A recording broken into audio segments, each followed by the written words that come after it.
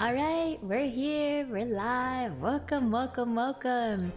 It's time for Ace Attorney to continue.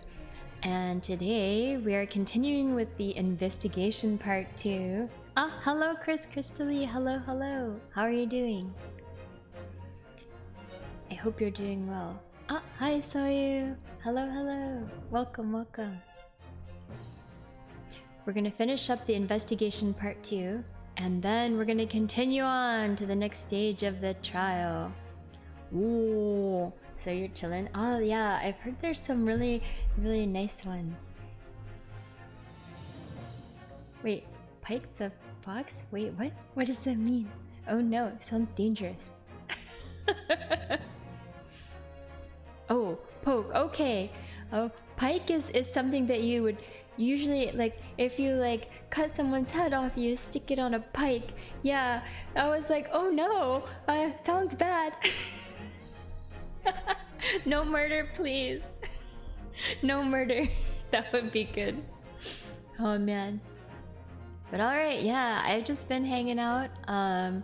This weekend I've actually seen some friends, which was nice. We went out last night. We had some tacos. They're really good.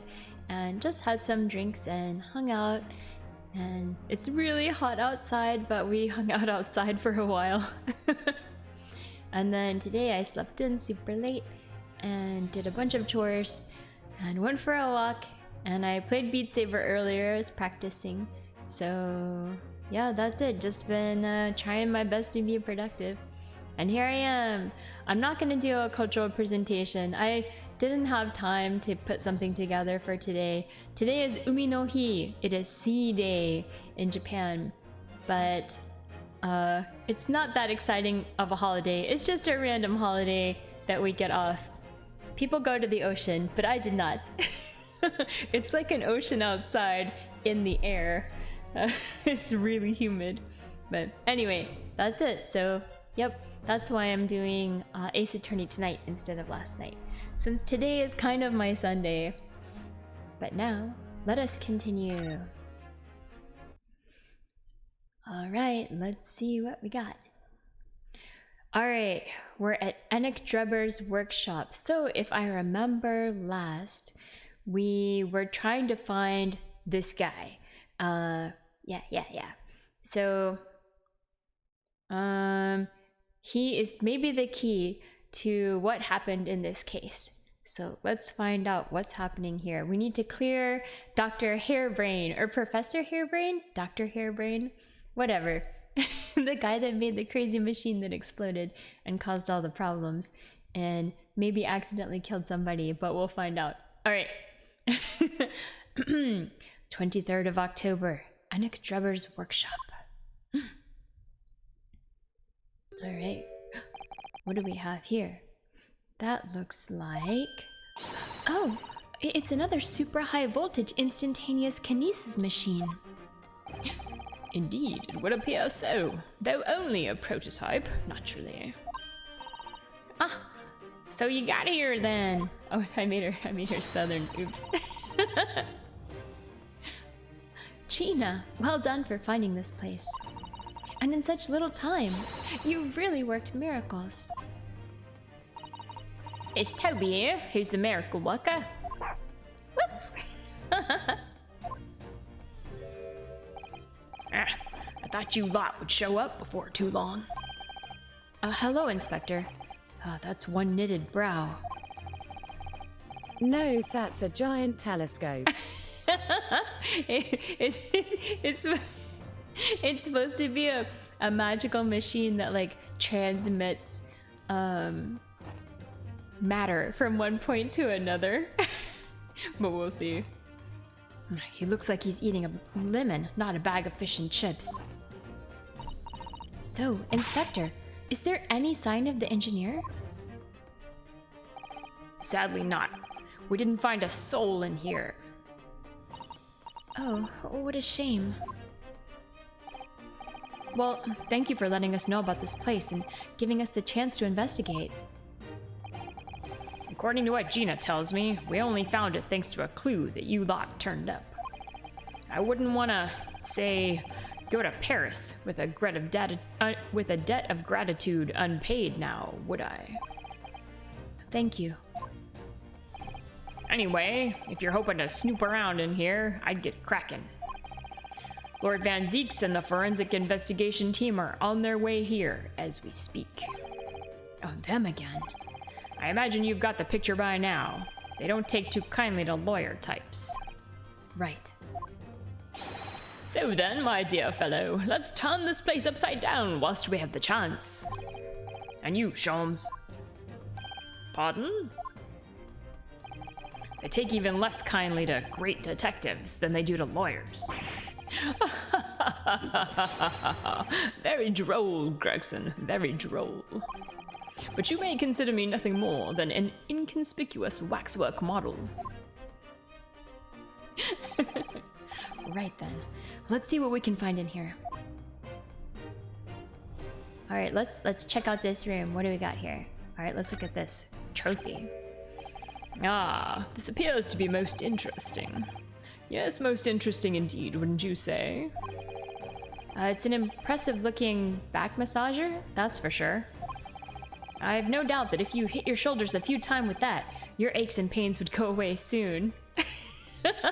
Yeah, a little ridiculous, right? It's a Royal Society trophy for excellence in science. A young scientist could wish for no higher honor. Ah. Would you like a massage?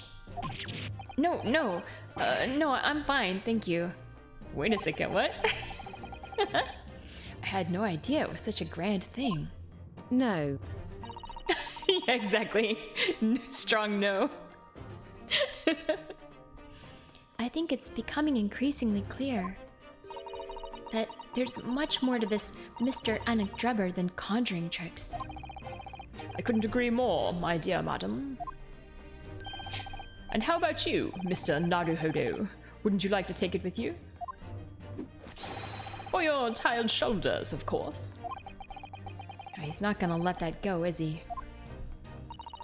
It's curious though, isn't it? You would expect such an important trophy to be proudly on display somewhere, not haphazardly cast aside. English gentlemen can be quite a mystery at times.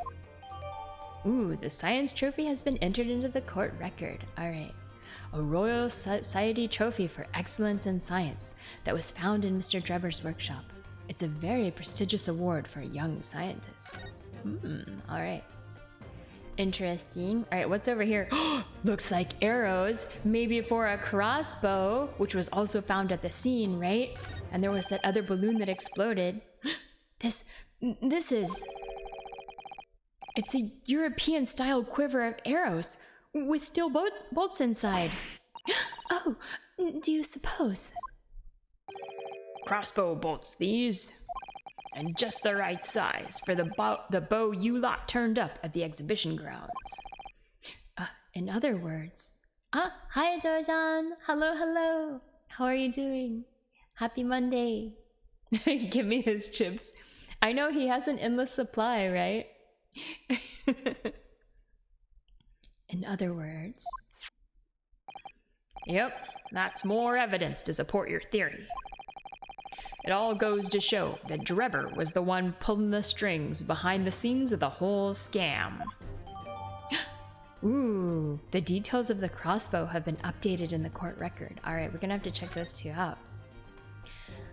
Alright, what else do we got here? We've got some stuff here.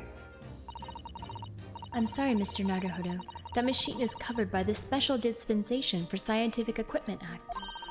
There would be serious repercussions if you were to examine it from the Crown and the government. Ooh, what's happening here? Well, those two don't seem to be holding back. It's quite hollow inside. No working parts or devices of deception to be seen, my dear fellow. No loose change dropped on the floor or nothing. Not even a bone for Toby here, my dear fella. British people are very much ruled by their own ideals, aren't they? No, I think that's just these two, Mrs. Sato. Ooh, alright. Anything else over here? What do we got? We got stuff over here. Nothing particular of note. What about up here? Anything? Nothing particular of note. What about here? Hello, mate. I would like a bottle of water. Just like that, right? Bottle of water. That's my terrible. Ooh, okay, the door. The door is something. This door doesn't want to open. Yeah, looks like it's got a pretty hefty lock on it. There's a specialist locksmith on his way over from the yard, so hands off until he gets here. With permission, Inspector, I could have that lock open in less than a minute. Well, you don't have permission, and no one's given it to you. Oh, Gregson looked as though he really enjoyed that. Shams was crushed. Well, there's no sound of anybody on the other side. No, Drebber must have fled at the first sign of danger. Oh, there's a noise. Oh no. Oh. Sad trumpet noise.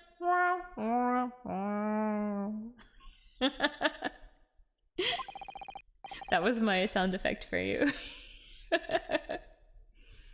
Is something wrong, Mr. Sato? Well, I thought I heard a noise from the far side of that door. Well, Gina, did you hear it too? Yeah, I heard it and all.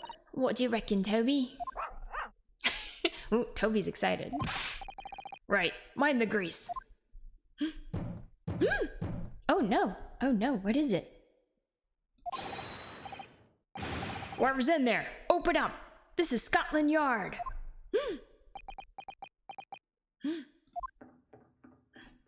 Ooh, more clumping, okay. Squeaking, clunking, what? Oh my, someone is in there! Ooh, who is it? Ah, this rotten bleeding lock! My dear Gregson, as I said only minutes ago, if only it were countenanced, I could unlock that door in less than a minute.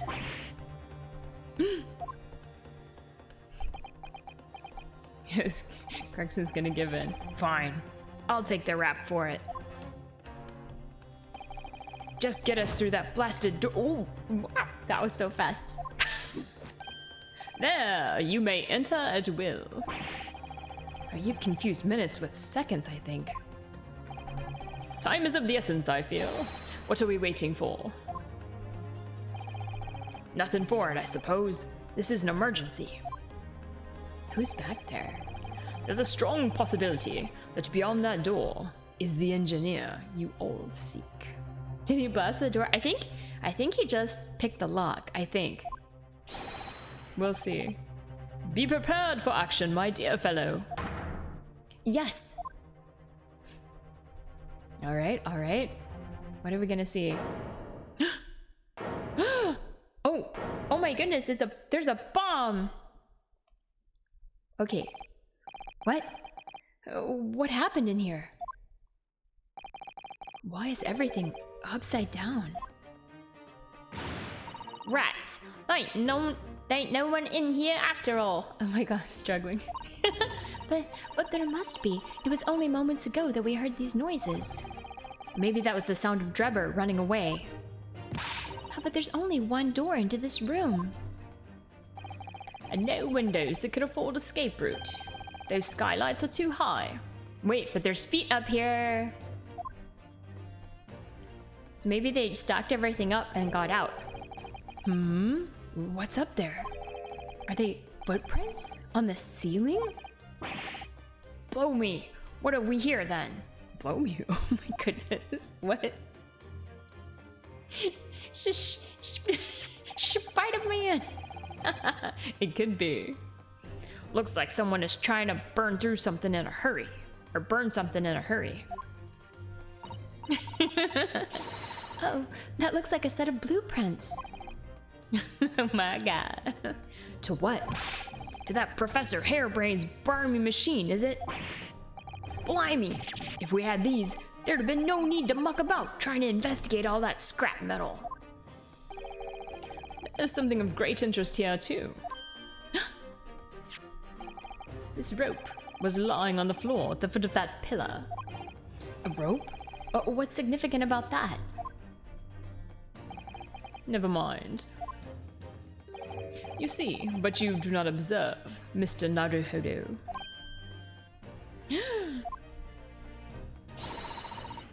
We must investigate the entire room thoroughly, and before the forensic investigation team arrive, too.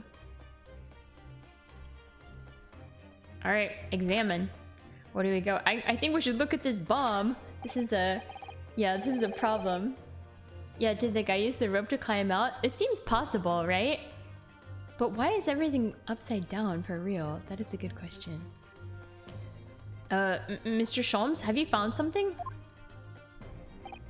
Ah, Mr. Naruhodo. Yes, in point of fact, something rather fascinating. What do you make of this? Huh, let's see. I've never seen anything like it before. It looks like a bundle of thick cigars. Wow! Miss Usato, what's the matter? Bomb.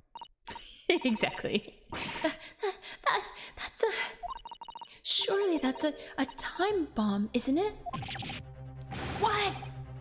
What did you say? A time bomb? Sorry, but what is a time bomb exactly? Eh? You are truly one of a kind, Mr. Naruhodo. I won't take that as a compliment. You don't know nothing, do ya, Odo? You haven't got a clue what it is either, have you, Gina? I invite you to consult a directory later, Mr. Naruhodo. But this particular specimen is no time bomb, though I confess it has a very similar appearance. Oh, well, thank goodness. But then, what is it?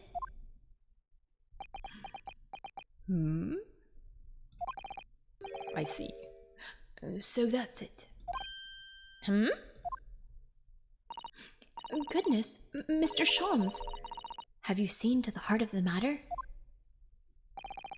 There are times when I consider my lot most unfair.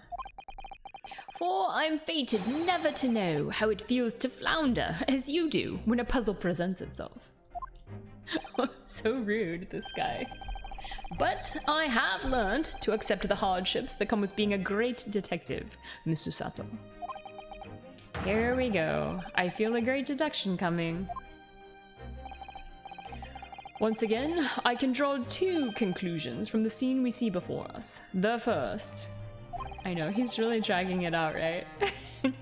Is that the inverted nature of the furniture in this room is the work of Dreba himself. Oh, but how could you... And the second conclusion is that the small device on the floor there is, without question, completely genuine. Please, Mr. Sholmes, you must explain everything. It would be a pleasure. After all, it is a great detective's civic duty to teach Scotland Yard the finer points of the trade. I know, right? Is it gonna blow up on us? I hope not. I know that this case has an ending, so we're not gonna die. Well, Inspector Gregson seems delighted with the idea anyway. Oh my god, look at his face.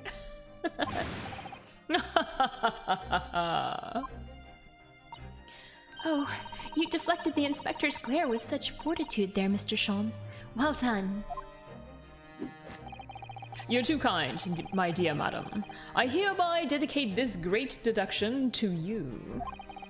Kindly stand just there, Miss Usato. Oh, yes, I'd be delighted. She's a little too into it. So, shall we begin? Once again, Herlock Sholmes is proud to present his Logic and Reasoning Spectacular. Alright, let's go. The Great Deduction. The game is afoot. Topic 1. Flipped furniture. Alright. She's so excited. It's plain to see that this room is in complete disarray. The bed, the table, and the chairs, the lamp, everything is upside down.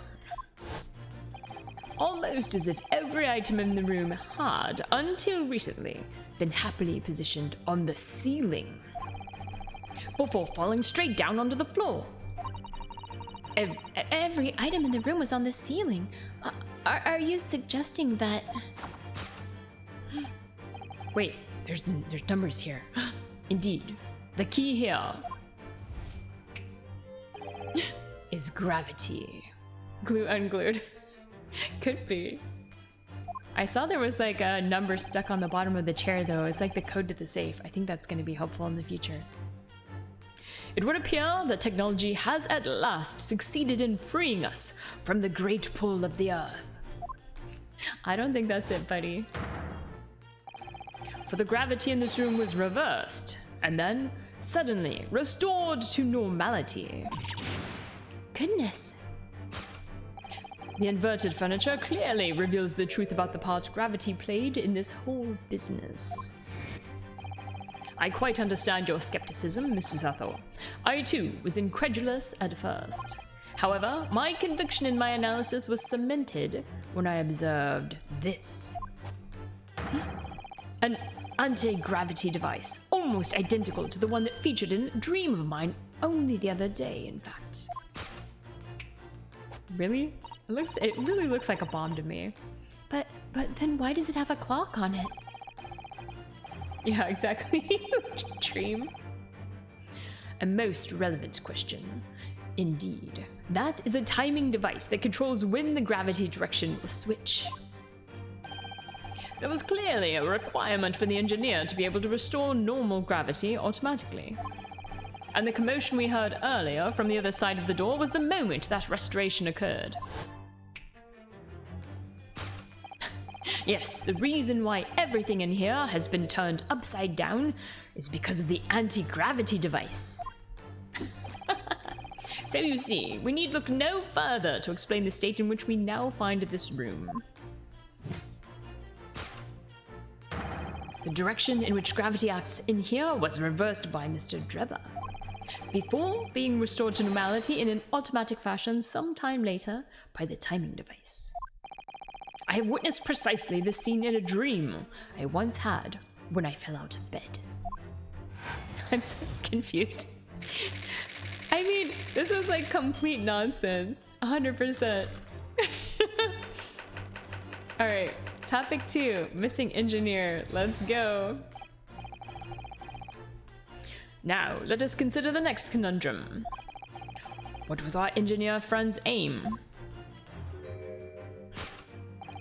Indubitably, the greatest clue we have to explain his actions is above our heads. Yes, how is it possible that there are footprints all the way up there on the ceiling? A question whose answer will lead us neatly to the truth, my dear madam. The reason there are footprints on the ceiling is because of the nearby skylight. Of course, Drebber's aim was singular, to escape. However, there is but one way into this room, excepting the skylight, that is. Sunlight. Sunlight. Yeah. By inverting the gravity in here, Drebber was able to fall conveniently to the ceiling and make his escape via the otherwise inaccessible skylight, leaving those footprints behind on the way. But this ceiling in here is very high, Mr. Sholmes. If the gravity reversal was sudden, wouldn't Mr. Drebber have fallen up to the ceiling rather violently? Falling up is both scientifically and philosophically a rather interesting concept, I feel.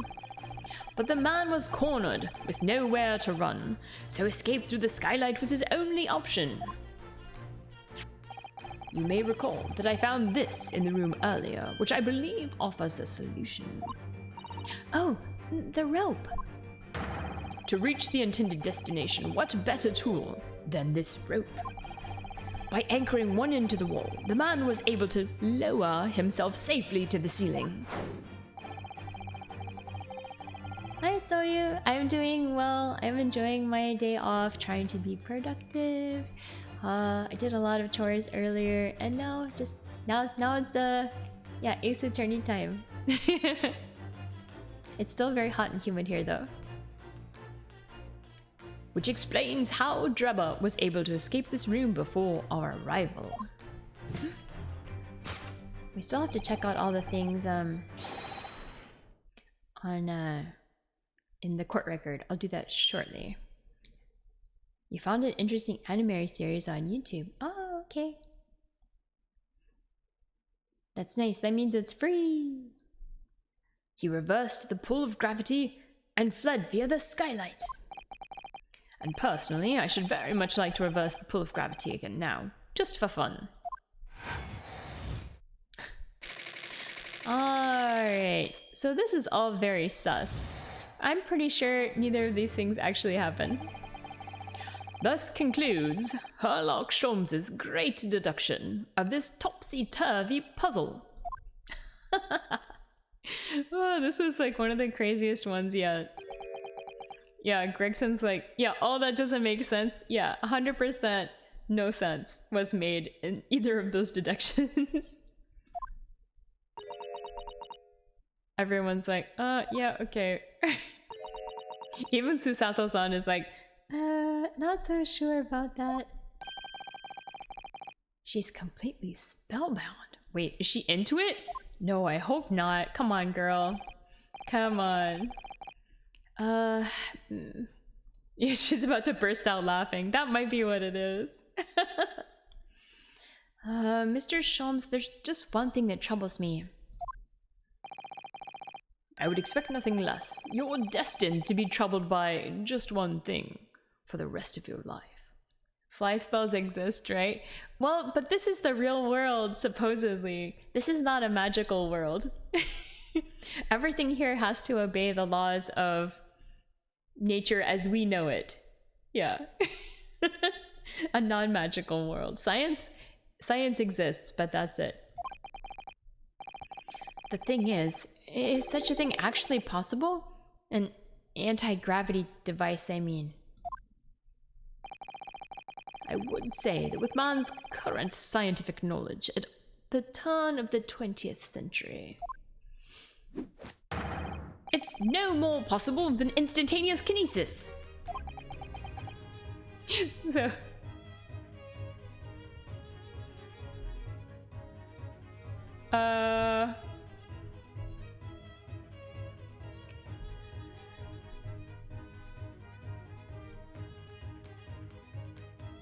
Okay, man. What's the... Oh, you're talking about like Newton's like second law, right? Oh no, that's Newton's first law, sorry.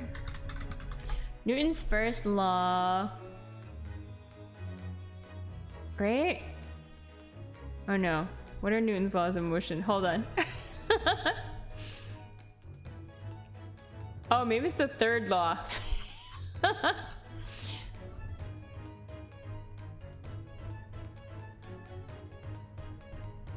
Unclear. So Newton's third law is actually if two bodies exert forces on each other, these forces have the same magnitude but opposite directions. So I feel like that is not the same as gravity. And also like Newton's laws of motion are about like classical mechanics and not about like gravity or like intermolecular forces or anything like that as well. So I don't think it applies for gravity. All right, let us continue. But you could also Google it and tell me more later.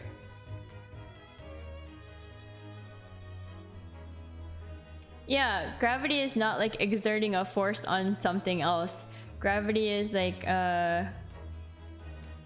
attractive quality? Or gravity? I don't know. Don't ask me to explain gravity. I'm a chemist, not a physicist. Gravity is not a force.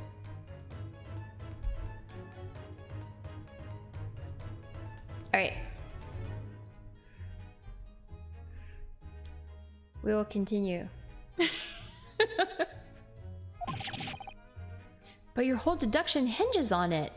Yeah, so if Sholmes doesn't think that an anti-gravity machine is possible, then it's not possible for his deduction to work either. Ah, but my dear fellow, when you have eliminated the impossible, whatever remains must be the truth.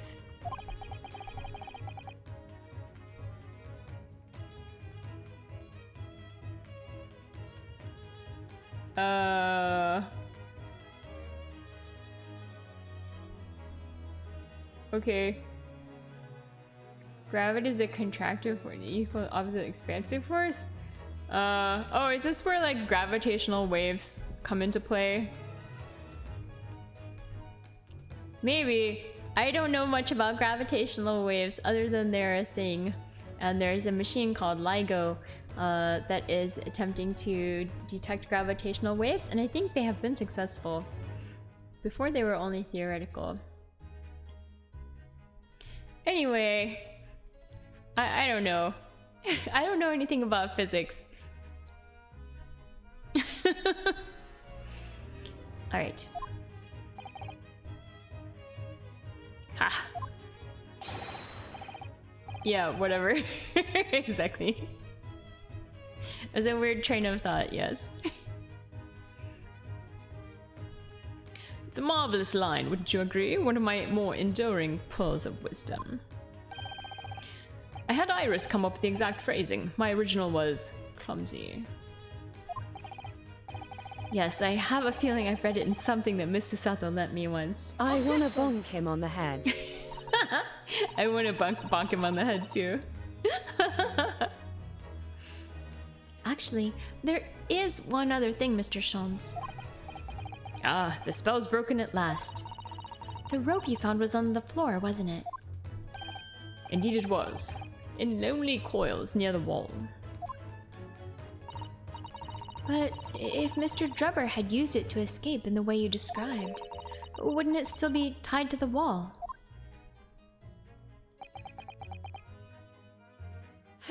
That's an interesting question, Soyumapple. The opposite force to gravity would be anti-gravity. But sadly, we don't have that in real life. Okay. Mysteries inevitably unravel in the end. As I think you'll find, do ropes. And as evidence of such, you need only look at the mystery we faced in this room, now skillfully unraveled. I bet there's some good YouTube videos about gravity that you can watch if you're interested, but I don't think you'll find the answers in this stream.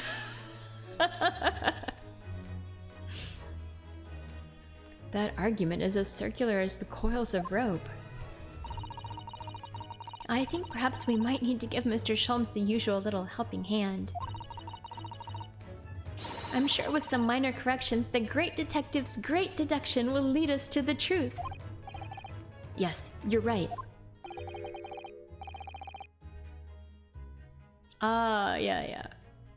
And we must do it quickly, before Anik Drubber gets too far away. If you're ready, then let us resume.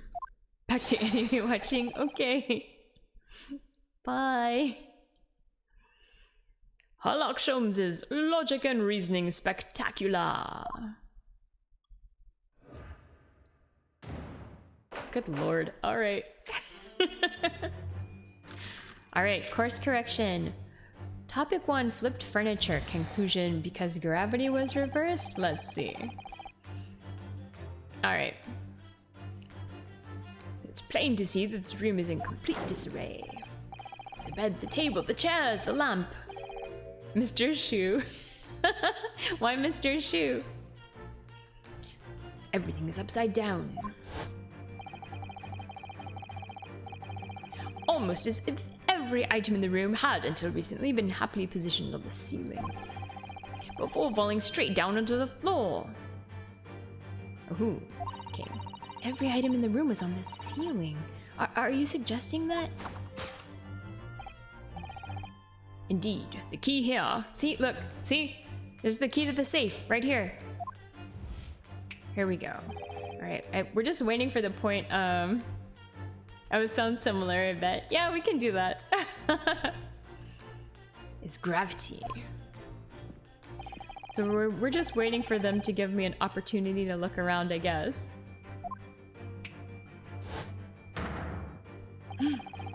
For the gravity in this room is reversed and then suddenly restored to normality. Goodness. The inverted furniture clearly reveals the truth about the part gravity played in this whole business. What did it? To think gravity could have been reversed in this very room. I find the whole idea utterly enthralling. Only Mr. Sholmes could conceive of such an explanation. But the man himself admitted it was a scientific impossibility, so... Yes, you're quite right. We must completely discount the idea at once. Oh, that's unusually merciless of you, Mrs. Sato. When you have eliminated the impossible, whatever remains must be the truth. The great detective himself said so, didn't he? While refusing to part with his dreams of anti-gravity devices. Beat him up. Oh no! Yes, I suppose so. Well, let's see if examining this topsy-turvy scene a little more closely reveals some proof that shows exactly what the gravity in this room was or wasn't doing. Alright, what do we got here? What here breaks the laws of Sholmesian gravity theory? Okay, the inverted furniture clearly reveals the truth about this whole gravity business. Wait a second, I see it, hold on. This down here. Nope, come back here. What do we got here? I'm trying to look at it. All the furniture in here is very conspicuously upside down, certainly. Yes, it does immediately put you in mind of some strange quirk of gravity, I admit. Could it be that a mini whirlwind passed through here, do you think? I'm not sure that's much more plausible than Mr. Sholmes' explanation. Oh dear. Saying the first thing that comes into your head isn't the way forward here, it seems. I'm trying to get to this, like... There we go. This thing. Upright vase. Yeah. This proves... exactly. That it was not all upside down. Well, well. I wasn't expecting to find a pretty bunch of flowers in here, that's for sure. Look at that! I know. That slender little vase looks like it's about to topple at any moment, but the flowers are thriving. Somehow it makes you think of the fragility of life, wouldn't you say? To be honest, Mr. Naruhodo, something else about it made a rather deeper impression on me. Yeah. This is what we need to present, because it proves that, that everything wasn't upside down. Take that! Take that! That's right. Aha! Ooh, look at us now! The upright vase clearly reveals the truth about the part gravity played in this whole business. Upon my word, Mr. Naruhodo, you've surpassed yourself by completely turning my argument on its head. Trying to impress your assistant here, perhaps? No one is trying to steal your spotlight here, Mr. Sholmes, trust me. As you rightly say, though, it appears at first glance that all the furniture in the room is upside down. This unassuming, slender vase is standing keenly to attention. And unlike the large safe, there is nothing affixing it to the floor. And it's the exception that breaks the rule. In short, much as it pains me, the gravity in this room was never inverted at all. My deepest sympathies for your loss. Oh, poor Mr. Sholmes. Yeah, he's crushed. No! Oh, there he goes. He's back to normal so fast. But the show must go on. So let us continue with our deductions. Now that we know this contrivance is not, in fact, an anti-gravity device, there remains but one other possibility. You don't say. Someone deliberately turned over every piece of furniture in here. Which might sound obvious, but leaves one mystery very much unsolved. Namely, why would anyone choose to do that? It'll blow up in 5 seconds. I'm wondering if it's gonna blow up like at the end of this whole like sequence. It might. Quite. And naturally, there's an explanation. Yes, the reason why everything in here has been turned upside down is because of the anti-gravity device? Nope. He's absolutely determined that this device must have something to do with it, isn't he? I'm afraid that lure of an exciting scientific explanation is too strong. Well, there's no doubt that somebody did this. Somebody turned all this furniture over. So whoever it was must have had a reason. I'm afraid nothing comes to mind at all, though. Well, let's look around and see if the answer presents itself.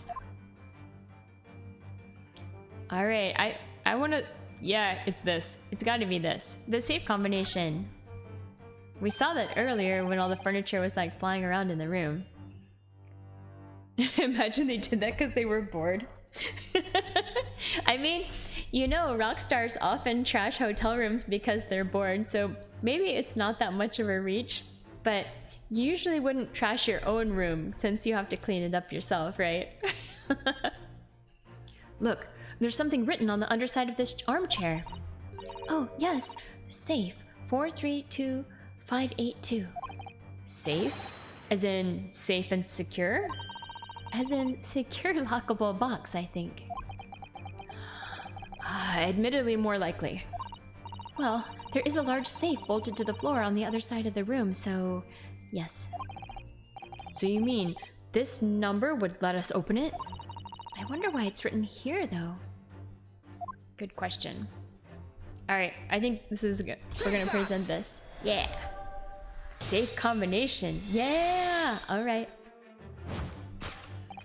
Yes, the reason why everything in here has been turned upside down is because of the safe combination. Precisely. I believe, Mr. Naruhodo, that you had a very similar experience once, did you not? Yes, last year. When I bought a lottery ticket and noted the ticket number down on the inside cover of a book, just in case. That's it. For people are forgetful souls at heart, and always make a written note of important information. Just keeping the ticket itself safe would be more sensible, I think. And what, pray, happened next, Mr. Naruhodo? When the day of the draw came around, I'd forgotten which book I'd written the number in and had to turn my room upside down to find it. That's it. For people are forgetful souls at heart, and always forget where they've noted things down. Not if you always note things in the same place. Oh, she's got her book going on. Of course.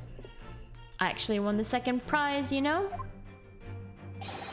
But I couldn't remember which magazine I'd slipped the ticket into, so I... Thank you, Mr. Naruhodo, but I believe I've proved my point now. Which is that a very similar scenario has clearly unfolded in this room.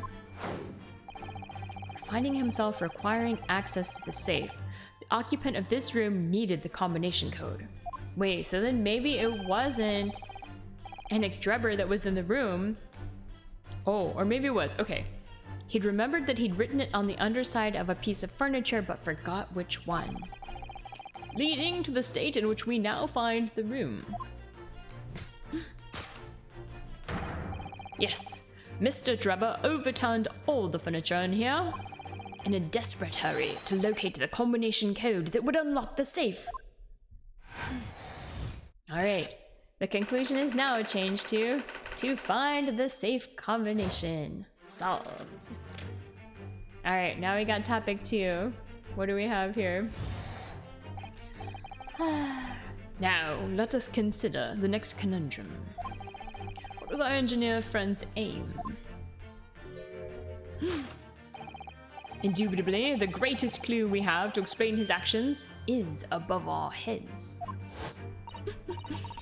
Yes, how is it possible that there are footprints all the way up there on the ceiling? Question whose answer will lead us neatly to the truth, my dear madam.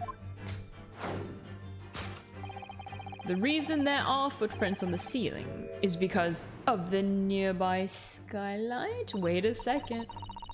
Well, if a change in the direction of gravity can't explain it, then how did those footprints get there?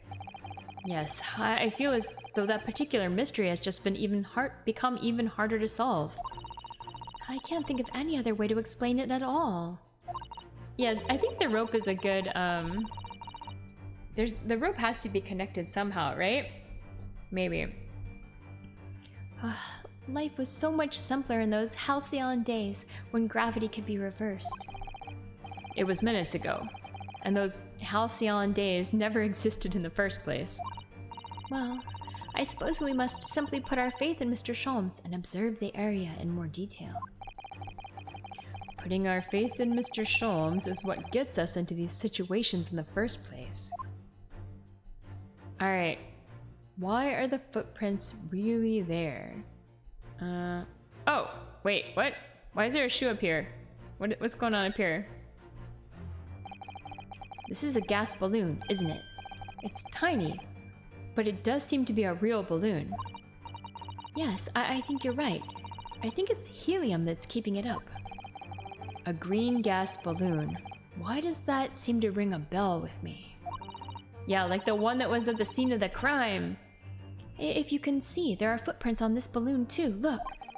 Oh, yes. Surely that's a clue, isn't it? Though what it tells us, I'm not sure. Alright. Why are the footprints really there? Okay, let's look at the shoe. It's hard to believe, but there's a shoe up here, look! Oh, yes, and there are more footprints on this little balloon too. Perhaps the shoe was thrown up there and became lodged, do you think? If so, then judging from the number of footprints, it must have been thrown up several times. Why would anyone be throwing shoes up at the ceiling, though? Did he use the balloon instead to go up? But the balloon is I don't think the balloon can lift him. Really? I don't think so. Oh dear, that's beyond me, I'm afraid. Alright. So I think the footprints are there because of the shoe, though. I don't know.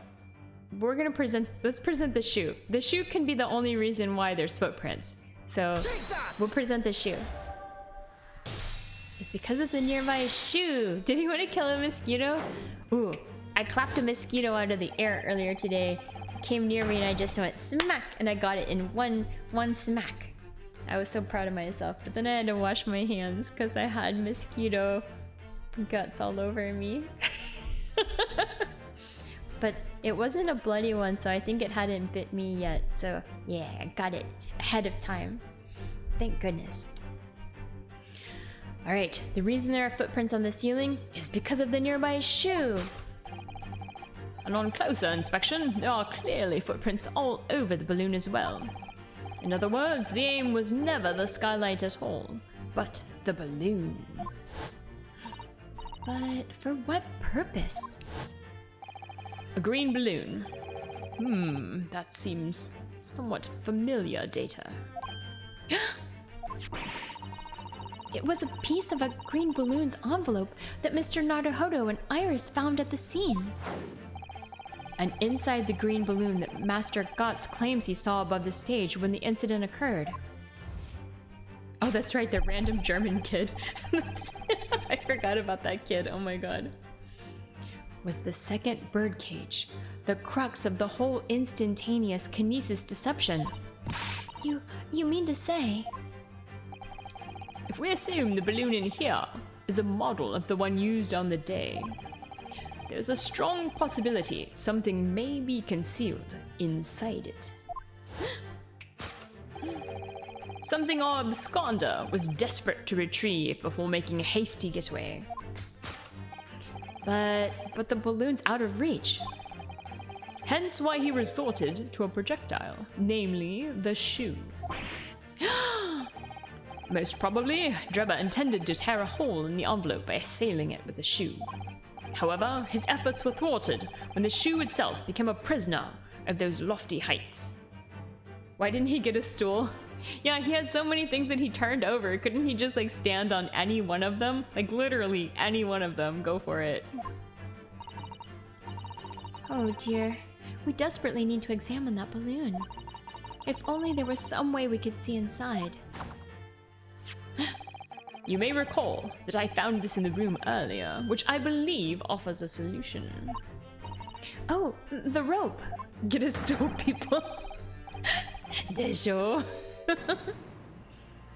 To reach the intended destination. Alright. Mr. Sholmes has managed to bring the deduction back to the rope. Alright, I have to admit, that was clever. So we just throw the rope up to the balloon and then pull it down to us on the ground?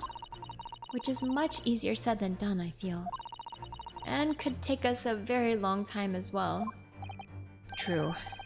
Perhaps we need a more surefire method. In fact, we already have one, of course, don't we? Wait. To reach the intended destination, what better tool than this rope? Okay, we could shoot it with the crossbow, right? What do you think? Should we offer the crossbow? I think that's the only thing. Yeah, nothing here makes sense. Alright, let's present this crossbow. Anything but the stool. That's right. Alright, crossbow it is. Take that! What better tool than the crossbow? To reach the intended destination, what better tool than this crossbow? I mean, seriously, there's a stool right here. Right here. Just turn it over and stand on it. That was found at the scene, in fact. And in all likelihood, belongs to Mr. Drebber. If the man had only brought it away with him that day, he could have avoided losing a shoe at such a critical time as this.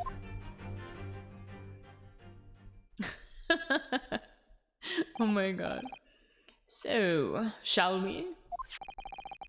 Your curiosity is deeply stirred, no doubt, my dear fellows.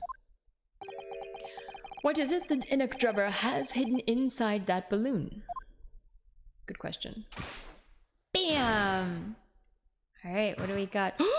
What? It's a head? What the? A waxwork? Oh my god, is this the missing head? The missing head from the Waxwork Museum. Indeed, it is. A waxwork head inside a metal mask. A mask that is shut tight and fastened with a strong and quite impenetrable lock. So we can't see the face inside, that means. That's another mystery. Alright. Just a moment. This is the head of a waxwork model? Does that mean... Oh goodness! I see you've joined the dots, Miss Susato. Excellent. Of course, a headless waxwork model. The case of the abducted Madame Tuspel's model that you largely solved. It was only the head of the killer that was still missing. Indeed it was. But I believe Madame Tuspel's will now have to settle her sizable account with me.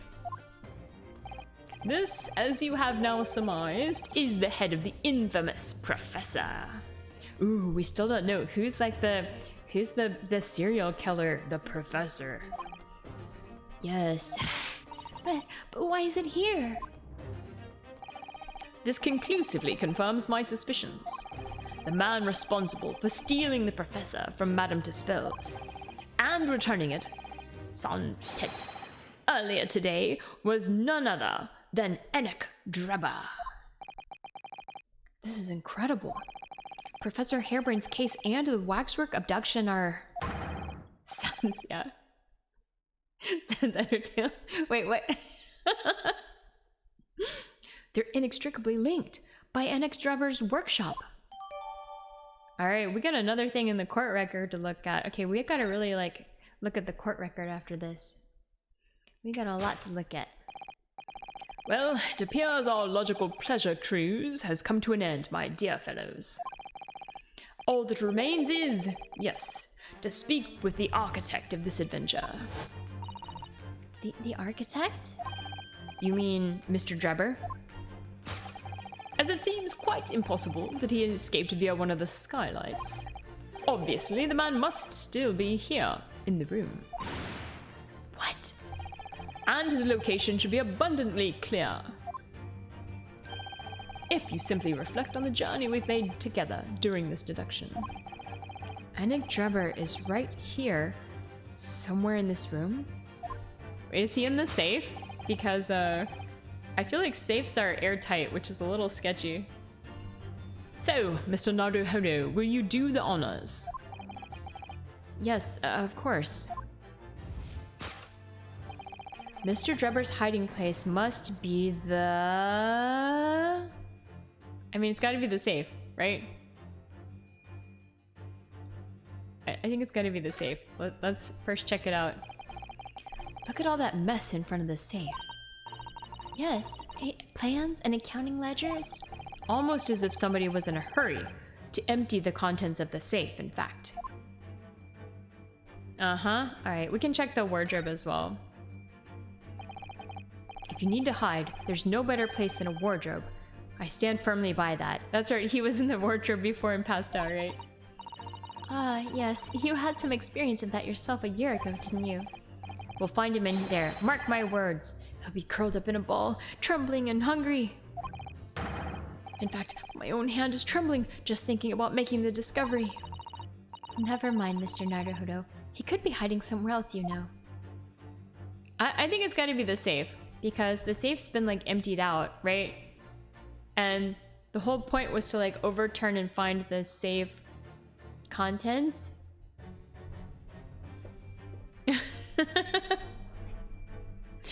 Okay, Dark Goku. Don't die from eating too spicy food. Good luck though, good luck.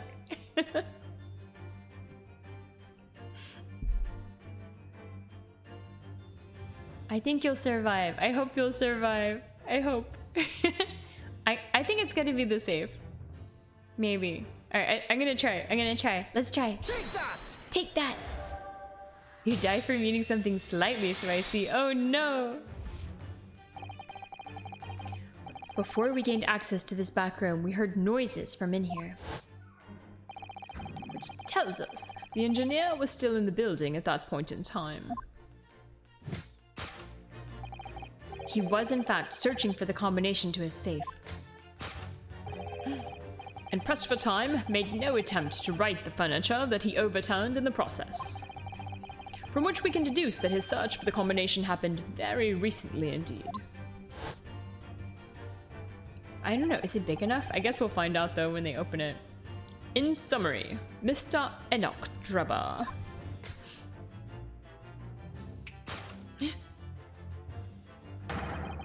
is, at this very moment, inside the safe. Maybe he's the size of a toddler. I don't think it's opened, right? I mean, I don't think it's locked. It doesn't look like it's shut. So that seems good. We'll see. Thus concludes Herlock Sholmes' great deduction of this topsy-turvy puzzle. Alright. Inside the safe. That's the conclusion. That's true, it could have gotten sealed if something knocked it, maybe. Alright, deduction complete. I guess that was the right answer then. So now let's see. What do we got? So, Mr. Naruhodo. I think perhaps it's time we ended this game of hide and seek, don't you? By opening the safe, you mean? What else? Let's see. The combination was 1 4 3 2 5 8 2. I knew that. Alright then, here goes. Wait, so he was locked in there. Okay. Alright. There he is. Oh, that's the guy. That's the guy from the Waxwork Museum. You found me. Greetings. Look at him. Wow, why does he have like a robot hand? What? What? What? What? What? Oh no. What's going on here? Oh dear. What? Is he a robot? I'm scared. What? What? Error 404 joints not found. I am concerned about the dynamite. I'm concerned. No one else seems to be concerned though. We'll see. Right then, sir. Mr. Enoch Drebber, I presume. Correct. You'd better start talking. You tricked Professor Hairbrain with that bogus machine you built. And you shall have to explain the theft of the waxwork from Madame Dispels as well. Whilst I would be delighted to answer your many questions.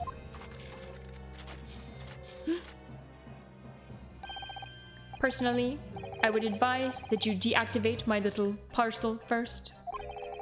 Deactivate? Your parcel? I refer, of course, to the time bomb. I left it in a most prominent position. Ha ha ha. I see. Stunned silence.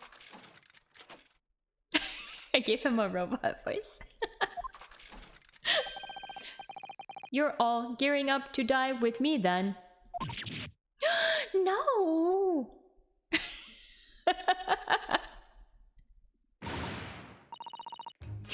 Guess he's a...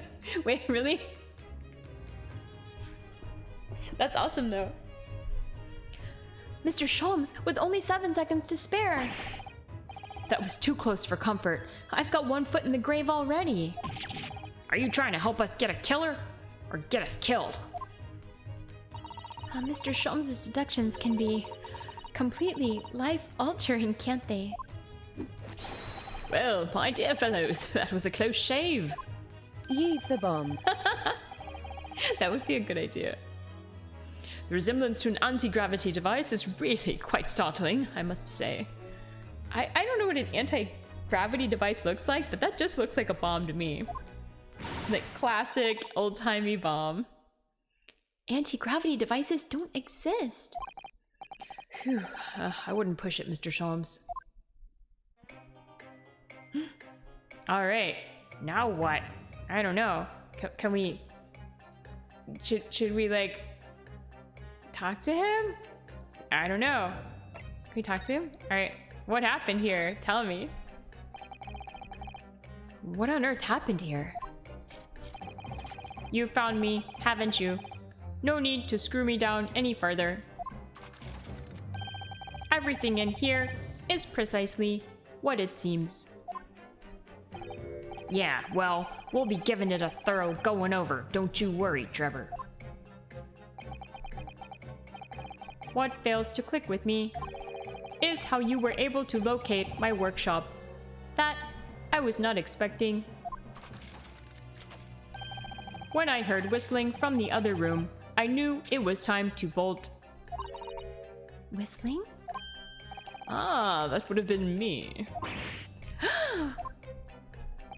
For some reason, I woke in fine fettle today. Gregson's so angry, this guy. No words, just tightly squeezed chips. Clearly, I must have a screw loose though, as I couldn't remember the combination for the safe. And another one loose, as I couldn't remember on which piece of furniture I'd written it down. We also found a rope over by the wall. Yes, I had hoped to exit through the skylight, but sadly, the rope was too short. So, I then set about searching for the combination code to open the safe. And burning the incriminating blueprints, don't forget. Regrettably, though, you failed to retrieve the head from the balloon among the rafters. He's got a real creepy smile, my goodness. And after that, you hid yourself inside the safe? Having first set this parcel ticking. Well, I had no intention of being nailed by the police. Alright, the time bomb, come on. Hello, Matthew Preston, how are you doing? Happy Monday. Got a death wish, have ya? Hiding right beside a ticking time bomb. Please, why do you suppose I chose to hide inside the safe? Ah, for safety reasons. It's no ordinary safe. It's specially designed. A dynamite explosion wouldn't leave a scratch on it. He's a robot, so I'm giving him robot voice. So in fact, the safe was the only safe place. Precisely. But once you'd climbed inside, you wouldn't have been able to get out again. I invite you to look more closely. Wait. The safe is fitted with a handle on the inside to allow the door to be unlocked from within. Ah, so it is.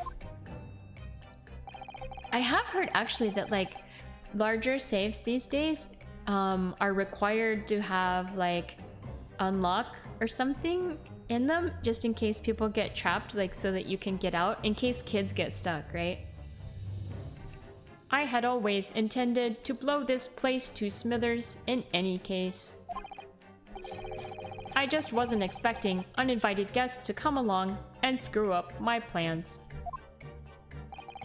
Do you mean to say that you were planning to blow us all up? That's attempted murder, buddy. No, that was unforeseen. What do you mean? Oh no. Most people run, you see, when they see a ticking time bomb at their feet. I calculated the time required for retreat to a safe distance and set the device accordingly. But your seemingly endless discourse in here threw a spanner in the works.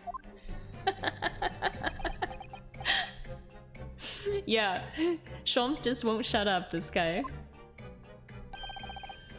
Is something wrong, Gregson? Do I have something on my face? Besides the usual eyes, ears, nose, and mouth.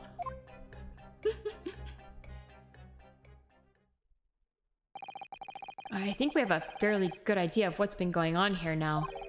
But what about the two incidents you've evidently been involved in recently? He's like tick-tocking like a clock over here. Professor Hairbrain's instantaneous kinesis experiment at the Great Exhibition. And the waxwork model you stole, which this head belongs to. That's no ordinary head, you know. That's the head of the professor. Clad in a mask with a lock so strong, I'm unable to open it safely to reveal the killer's identity. I've been considering carrying it around as protect- That's enough! Oh, here she is again. What's going on here, Gregson? I'm sure you're aware that I have sole jurisdiction to investigate here. Yeah, well... Dr. Scythe again. So the forensic investigation team are here. And you know full well this engineer is a key witness. Why are you allowing this lawyer access to him? Hello, Sarunoni. Good evening, good evening. Yeah. She's a little crazy though. I remember her kid, last time her kid was like, Mom, why can't I dissect this like random person? I was like, oh dear, oh dear. Happy Umi no Hi! Happy Sea Day! It's Sea Day in Japan. If Lord Strongheart knew of this, you'd be finished. You lot, leave at once. My dear madam, there's no need for such a threatening tone, I assure you. Nothing wrong with a little crazy. Yeah, but like, dissecting a human is a little too crazy, I think. I didn't go to the sea today. Some of my friends did, though. It seemed like it was crowded. After all, that's no way to greet an old acquaintance, is it, Dr. Scythe? Hello, Sholmes.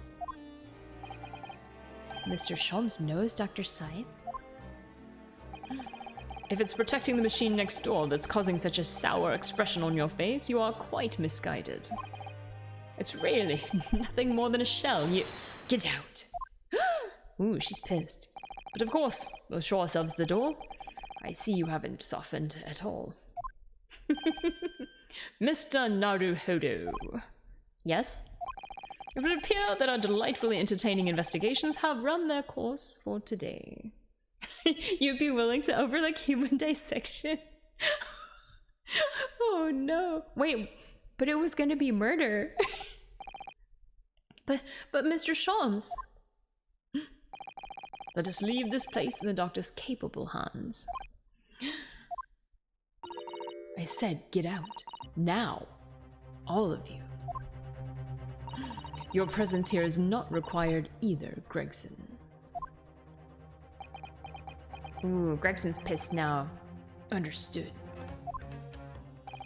But I'll just say one thing before I head off. If it wasn't for this lawyer and his companions, we'd never have found this place, and the whole workshop would have been blown to bits. When you reach that point, you can't afford any. No, don't say that. There was a time bomb set in here that this lot disarmed. Inspector. Oh, Inspector. Just make sure you are upset. You might be on the table next. Yeah, let's not. Also, she was buying like 500 razors a month and we don't know why. A little worrying. Uh-oh, robot's having a problem. Something giving you a chuckle, has it, Drebber? So sorry. Didn't mean to offend. You're quite right, of course. You did disarm the time bomb, didn't you? Yes, you did disarm that one. Eh? What were you? That one? Yeah, you mean... There's another one? No! Oh no! Run, everybody, run! Oh wait. Oh no. Okay. Oh, there's one here. Oh no! Oh no! Kabooms. Alright, so there was one at the scene of the original crime. It was an hour later that we heard the news of the enormous explosion that ripped through the experimentation stage at the Great Exhibition. Time to play Keep Talking and Nobody Explodes? No! Professor Hairbrain's invention and all its secrets were blown away forever. No! To be continued. Alright, we're gonna continue. I'm gonna drink some water though.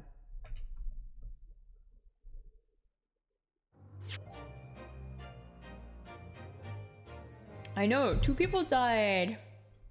I mean, maybe not. Maybe they're okay. It was hard to tell. Hopefully it was okay. Hopefully, maybe. Hopefully. Hopes and prayers. Alright. Alright. Is it gonna let us keep going? Yes? I said overwrite save here. Yes. Okay. Save complete. Okay. I think that's good. Alright, here we go. Alright, let's see. And now we're moving on to the trial part. Yes. The 24th of October, 9:11 a.m. The Old Bailey. Defendant's antechamber. Oh, you know what? before we do this, let's look at the court record because we didn't get a chance to look at the other new stuff that we looked at, that we obtained. We did look at the picture of Drebber. We've gotten that. Oh, we have an updated record here. So let's look at this. We got some more information in the record, so... maybe it was just the... Okay, I think it was just this information that it belongs to Mr. Enoch Drebber. We've got the photograph of the victim, autopsy report. This is all the same. Ooh, I don't know. Did we look at this glass already? Let's look at it. Can't find anything out of place. Anything here? Okay. This piece of glass is almost as thick as it is wide.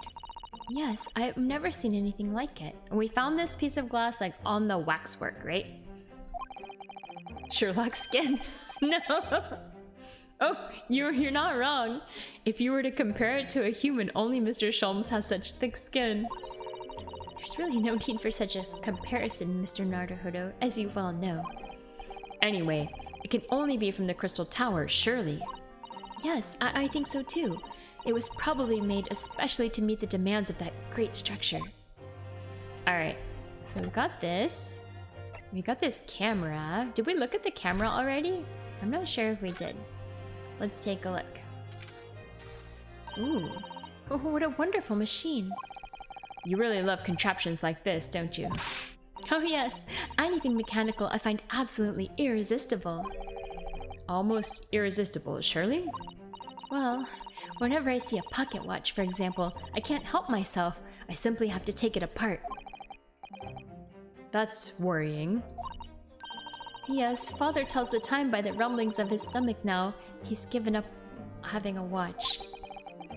Poor Professor Mikotoba. Alright, anything interesting here? It's obsession, yeah, I think so. Oh look, the cover came open.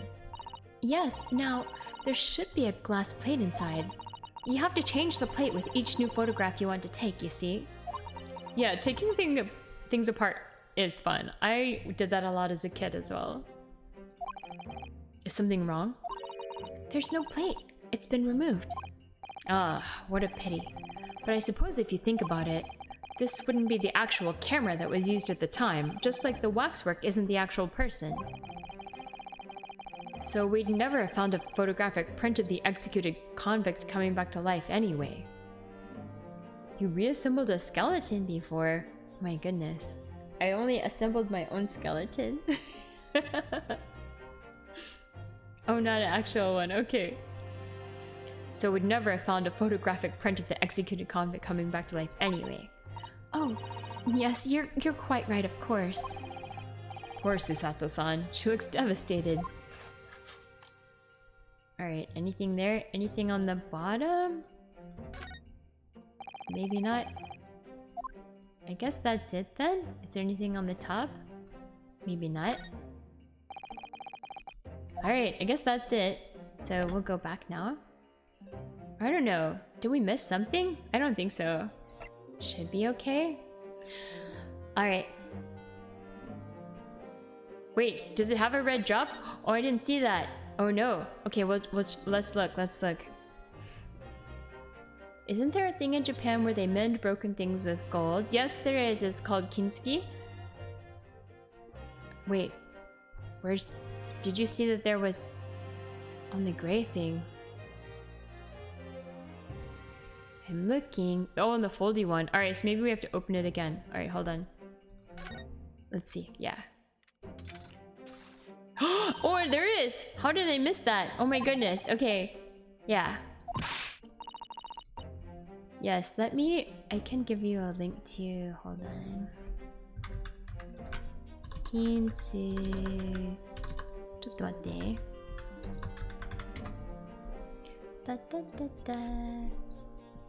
It is this. Ba, ba, ba, ba, ba. Yeah. It's called kintsugi.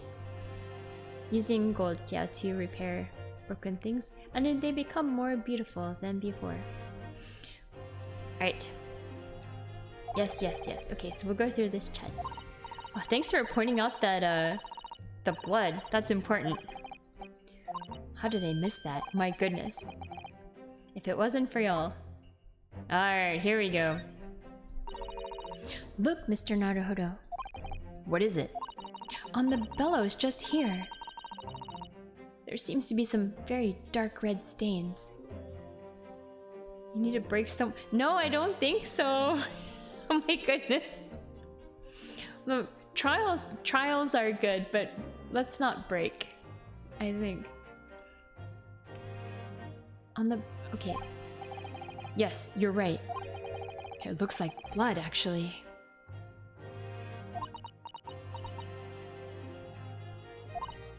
Yeah, I think experience and trials are good, but no broken, please. Oh my. I'm very sure it's not what you're thinking. Ah, alright. Good. I'm glad you spotted that. This has been updated now. Alright, I don't think there's anything else here. Okay, I think that's good. Okay, now let's look at the science trophy. What do we got? Let's see. There's a little metal plaque here. Look. Fostering burgeoning talent for the future of scientific discovery. It seems rather ironic, doesn't it? Oh, no! But clearly, Mr. Drebber was a really very talented scientist. Alright, anything else? Why did he just throw it away? Is there anything on the bottom? Can't find anything out of place. What about on the back? No? Can't find anything out of place. It was just like it was just like laying on the floor. But I don't see anything suspicious about it. Nothing on the top. Yeah, no, nothing up here. I don't think we can take the top off either. It doesn't seem like we can. I'm clicking on it in various spots. Doesn't seem to. So... alright, I think maybe this is just it for now. But it does seem like it wants to be opened, right? That was my thought. Alright, I don't see anything. I can try clicking here again. No, nothing. Alright, maybe that's that.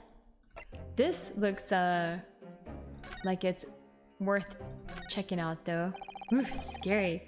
I wonder what's the identity of the serial killer, the Professor. Can't find anything out of place. This whole thing is out of place. Come on. I mean, what about the bottom here? What? How is there nothing out of place on this thing? The whole thing is out of place. Wait, here's a latch here. What? How can I not open this thing? What? Come on. Okay, here we go, yeah. This lock does look very strong, doesn't it? There's definitely no way you could remove the mask yourself if it was put on you. What a terrible way to treat someone, even a convicted criminal. Don't lose your head over it. I know, it's starting to make me livid, actually. Yeah, but this guy was like a serial killer, right? Mr. Naruhodo, please. I mean, just think about it. Imagine if you had an itch on your cheek all of a sudden. You'd be utterly helpless. Well, yes, that's true. But I'm not sure that warrants quite so much anger. Have I seen Morningstar from Ben 10? No, I haven't heard of it. Is that an anime name? Oh, right. Sorry. Alright, we've just got this lock. Anything else? Why is there a hook on the back here?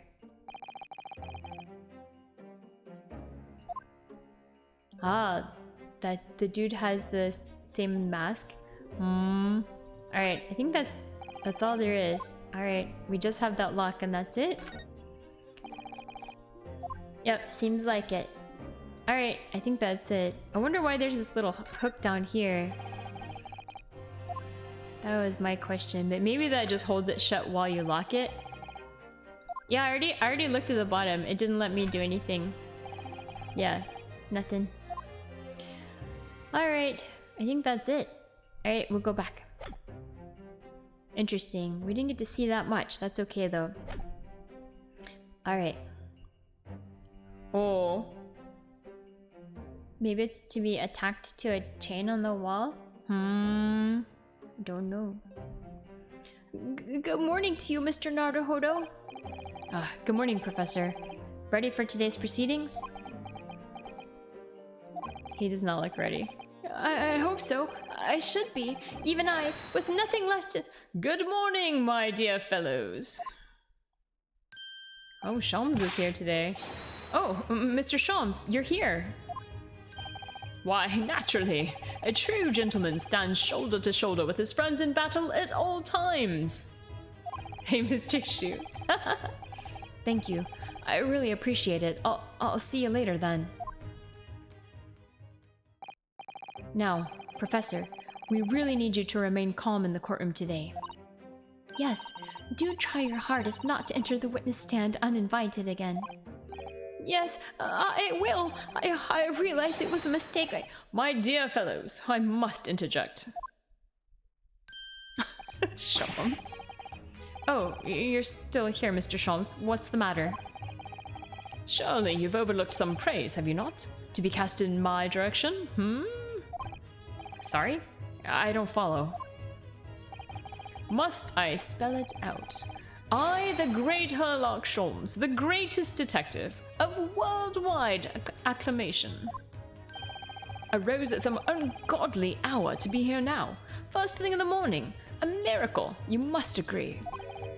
Well, if I must agree, then...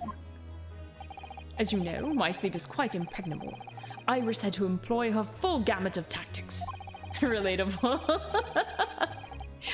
True that. Same.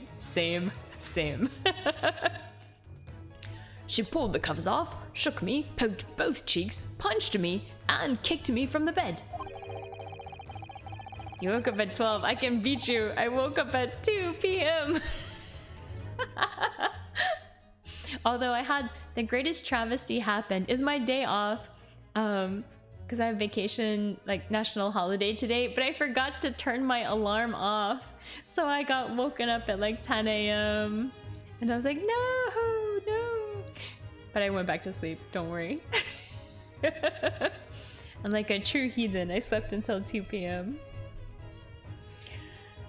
Oh, that's not better. No. Oh no. I mean, maybe that means you are productive today though. Oh, you had to wake up 8 or 9 for breakfast at the sanatorium. Oh, that's... If you get breakfast though, that's nice. I only can rely on my own stuff here, so I just slept. And woke up quite hungry.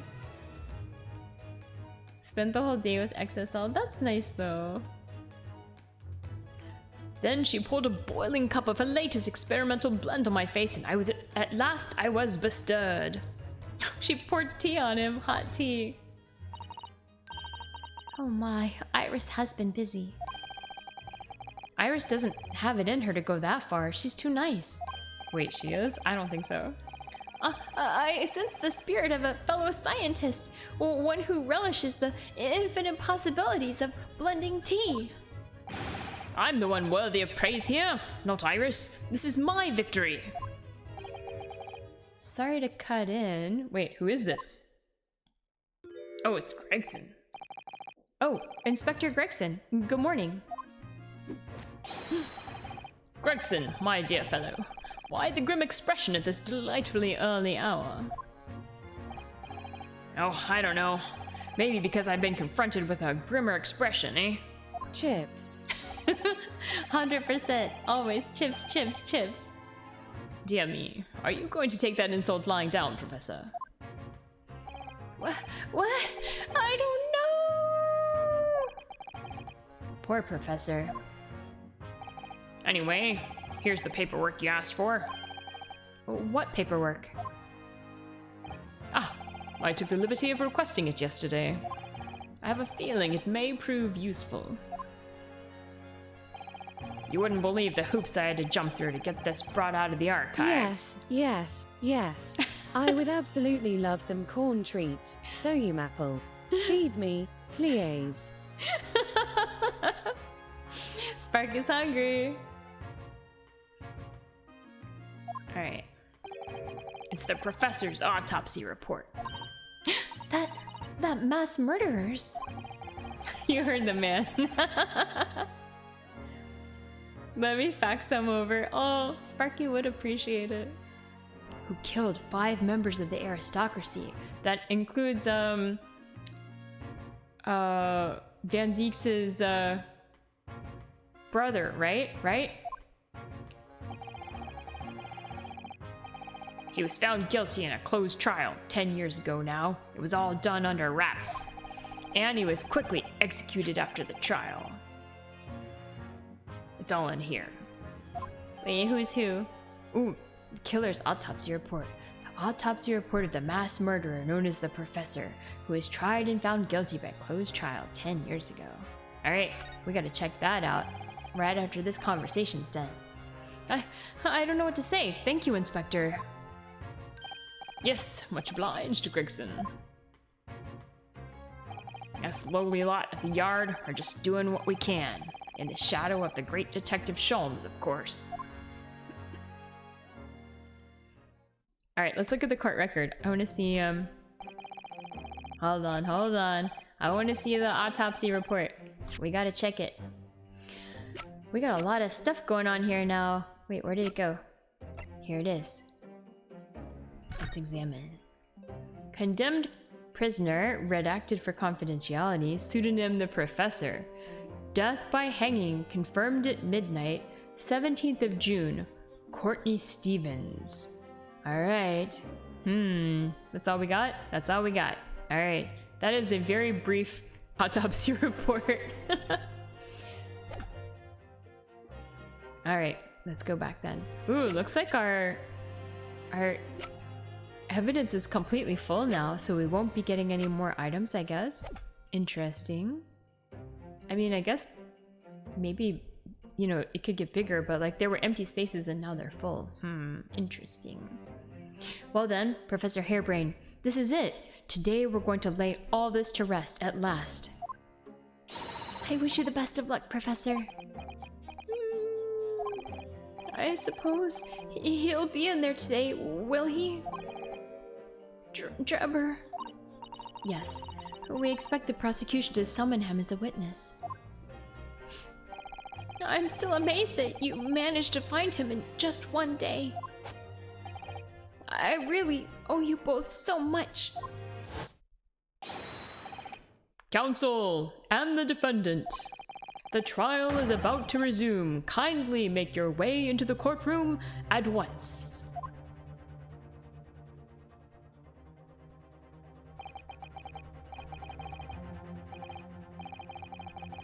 Alright, this is it then. The final chapter. Odd question. When I type in Ningen Fushin, what do you think it means? I don't know, I'd have to see the kanji. I mean, Ningen is usually means human being. But the other thing I have to see the kanji to know. Sorry. This is it then. The final chapter. Funny, my heart's racing a little. I've not felt this before, actually. This strange foreboding. As if something's gonna happen in this trial that I'm not ready for. But I can't let that distract me from the only thing that really matters. Is that Chinese? I don't know, sorry. I think that's Chinese because I don't recognize some of the characters, and it also just looks like Chinese. There's like no spaces and there's no hiragana or katakana, so it has to be Chinese. Yeah, sorry, I don't know. I'm sure you can probably Google it and find out the meaning of the name if you're looking for it though. I bet. Or you can use Google Translate too. Finding the truth.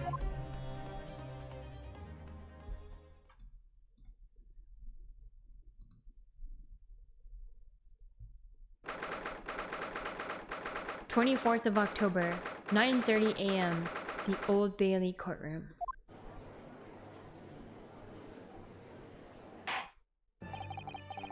In the name of Her Majesty the Queen, I hereby declare this court to be in session again.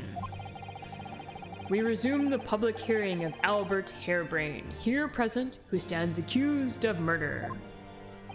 Are the counsels for the prosecution and defense ready to proceed? Ooh. And who do we have here? Who do we have here? The prosecution is ready, my lord.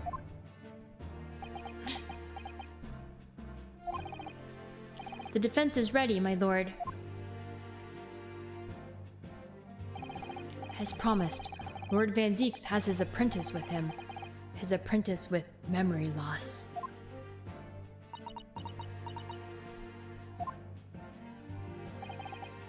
If I may, Lord Van Zieks. Yes, my lord. There appears to be someone standing at your side. Ah, yeah. Ah, yes. My apprentice and assistant. The prosecution believes today's proceedings will see the complexity of this case rise considerably. Oh, let me get out my notes. Let me get out my notes. Okay, I gotta track the broken bottle and broken glasses count. Ooh, what's going on over here? I therefore instructed my assistant to attend to ensure the smooth running of the trial. And the smooth running of liquid refreshments by the look of it. The way he holds himself, the way he moves. It couldn't be anyone else. Oh, she's got her like crying eyes happening. Poor girl. But he's still suffering from amnesia, so there's really nothing we can do at the moment. I know, but... oh, this is so very hard. It would appear the prosecution has done a fine job in responding to the demands of the court made yesterday. I understand you have successfully secured the engineer who disappeared from the scene on the day in question. Yes, my lord. I intend to call him as a witness shortly. Very good, very good. Now then, ladies and gentlemen of the jury, who have been chosen at random to represent the will of the people in this courtroom today? Are you ready and willing to proceed? Of course, my lord. I'm sure we all understand the importance of doing our civic duty. I do so despise deception and deceit. I find it so very wearing. To take a man's life with a conjuring trick, it is against the magician's code, not to mention the law. Any fake scientist should feel the wrath of God, if you ask me. We have to listen to what's said on both sides of the fence and then settle on one. That's it, isn't it? Also, why is there a random corn-eating kid in the jury? Wasn't like this in my day. Wasn't like this at all. Alright. If all parties are ready to proceed, you may begin, Lord Van Zieks. Hello, I love cats, Kate. Before I do, my lord, there is a report I must read to the court. Yesterday, at the Great Exhibition Grounds, the evidence of primary importance in this case. If you ever get a jury service, you hope they provide free corn. That would be amazing. I've done jury service in the past, and I did not get free corn, I will say. I did not get free anything. They do pay you, at least in the US they pay you, but it's just a token, really. The super high voltage instantaneous kinesis machine, which was installed on the experimentation stage, was deliberately destroyed in an explosion affected by an unknown person or persons. It was... what? An explosion? This is an outrage! Oh no. But we know it was Enoch Drebber, right? He did it. Yes, I heard the grave news yesterday. Scotland Yard submitted a report to my office in the evening. I read that the machine was blasted to smithers and the wreckage reduced to ashes in the flames. Oh, thank you for the redeem. I love cats, Kate. I'll just call you Kate if it's okay.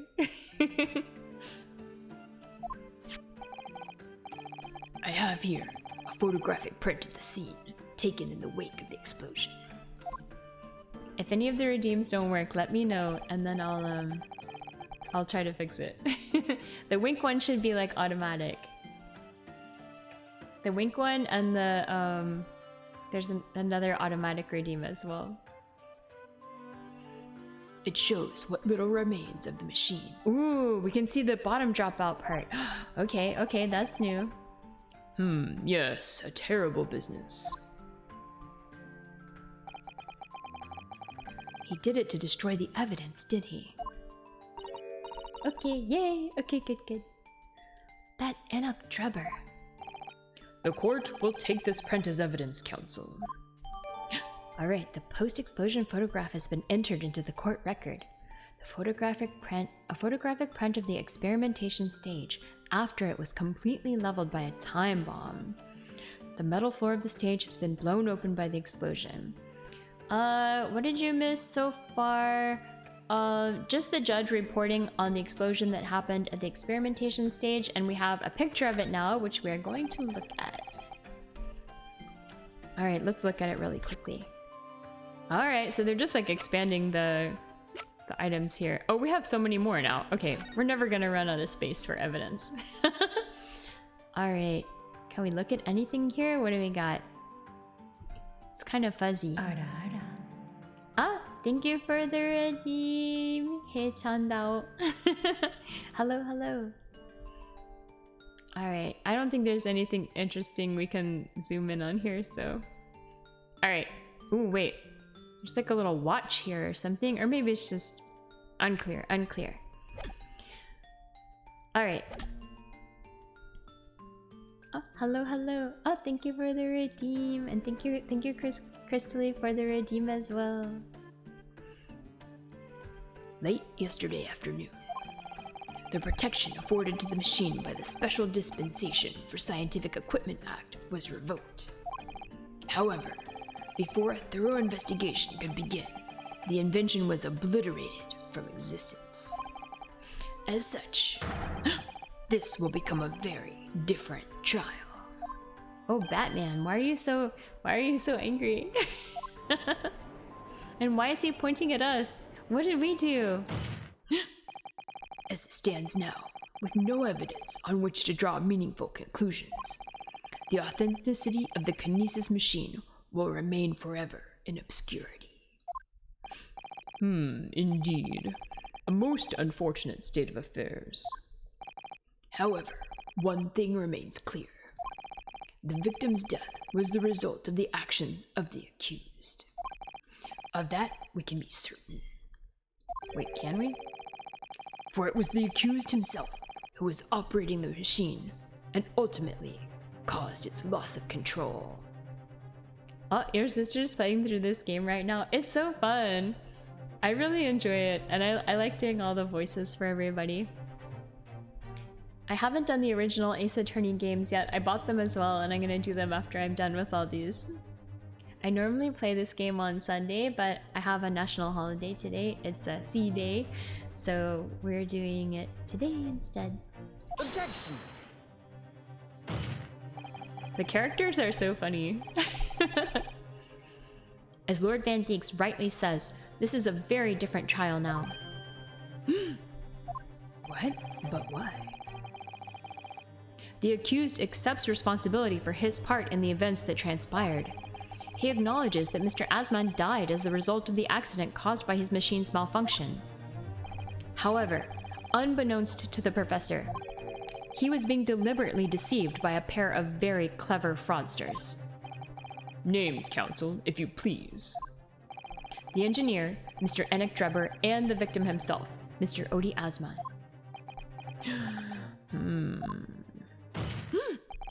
So, what exactly were these two men up to behind the defendant's back? The defense intends to expose that information, thus establishing the unequivocal innocence of the defendant. Ooh, drama in the courtroom. Now I'm doing the pointing. Thank you, counsels. The positions of the prosecution and defense have been clearly stated. Lord Van Zeeps, summon your first witness, please. At once, my lord. The prosecution calls the engineer, Mr. Enoch Drebber, to the stand. All right, Robot Man, let's go. He's such a strange guy. State your name and occupation for the court. Name, Enoch Drebber. Occupation. Hard to pin down, I would say. Oh, see that black monocle? Yes, why do I feel as though I've seen it somewhere before? I had the same feeling myself. Everyone's sus about this guy. Your file indicates that you are currently being investigated in connection with another case. The theft of a waxwork model, is it? A most extraordinary sounding business. But that has no bearing on this trial, I assure you.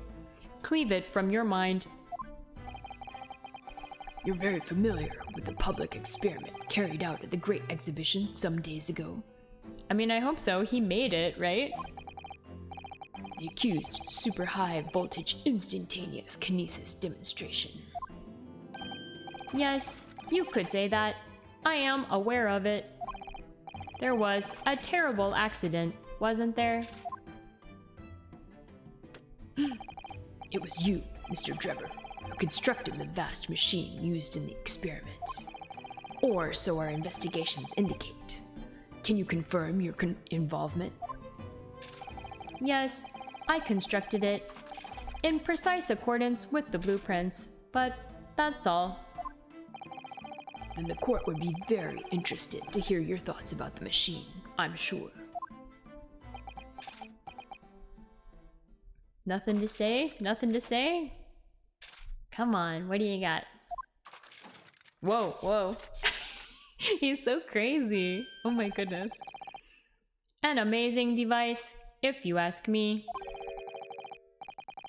The pinnacle of modern science, making instantaneous kinesis a reality at last.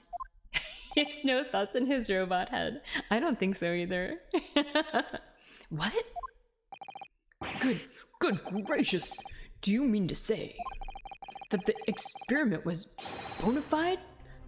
Is that your belief, sir? Yes, that is very much my belief. Such a waste that it blew up. Objection! Objection! But we've already established the machine was nothing more than a prop for an elaborate conjuring trick. Objection! Oh no. You've established nothing of the sort.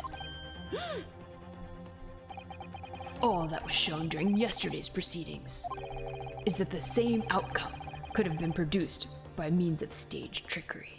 The defense merely proposed a method and demonstrated its feasibility, nothing more. But... Hello, I love cats _Kate. Nice to meet you. Yes, I love games, especially when Mio plays Stardew Valley. But I'm not a fan of loud games like Beat Saber, though. What? You don't like Beat Saber? What? Sparky, you wound me. Beat Saber I usually play on Fridays. Sparky, you wound me. But thanks for trying out the AI Sparky. We've procrastinated long enough, I feel. Witness, you will now give your formal testimony about the machine that you constructed for the purpose of the demonstration at the Great Exhibition. Understood. Sparky told me. I guess now I know. I'll have to keep Sparky away from Beat Saber then. Oh, I'm sorry, Sparky. I didn't know. Alright, the kinesis machine. Now we've got the testimony. I met the young professor approximately 1 year ago through Mr. Asman's introduction. He provided me with the blueprints and I constructed the machine to his precise specifications. It was no trick. Whoa. If the whole show was a fraud, it would have required a body double. Tell me, did the victim have a twin? Ooh, the creepy smile. Oh no. All the spectators saw the birdcage appear above their heads and then crash headfirst into the crystal tower. A terrible accident, I grant you. Perhaps the science on which the machine was built was flawed somehow. Alright. Shocking. A body double. Characters with villain vibes can be quite intriguing. Ooh. They add a unique dynamic to the story and often make things more exciting. But don't worry, I'm still on the side of cuteness and mischief. I like that response. That was good. That goes without saying, surely. To give the impression that something has moved when in reality it hasn't. It's a basic conjuring principle. The deception cannot be achieved without substituting the original with a fake at some point in the performance. You're forever on the side of evil. No! But would I be right in saying you haven't managed to establish anything along those lines? Oh snap, he told us. Incidentally, the prosecution has already confirmed that Mr. Asman had no twin siblings. It's my understanding that this witness is well versed in conjuring artfulness. But such talents do not indicate that he was actually able to accomplish what he claims. Namely, the construction of what, by all accounts, must have been an extremely complex scientific machine. Whatever do you mean? Yesterday's proceedings brought the true nature of your past exploits to life, Mr. Drebber. Indeed it did, my lord. As a swindler who preys on innocent scientists to elicit government grant money through conjuring know-how. Yes, it's true that I possess considerable knowledge of stage magic. But crucially, my scientific knowledge more than matches that of any academic in the field. Investigation of the witness's workshop attests to that claim, my lord. As evidence, the police found this Royal Society trophy for young talent in science there. Yes, that's true. We spotted it there ourselves. If a hypothesis is sound, it can always be forged into a physical manifestation with sufficient skill.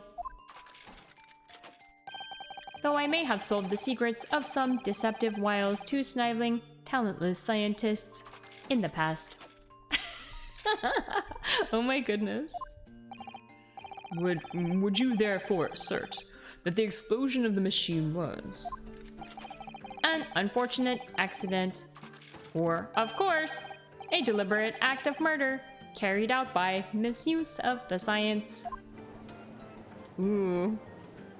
He has the creepiest smile, my goodness. Counsel for the defense, your cross-examination, please.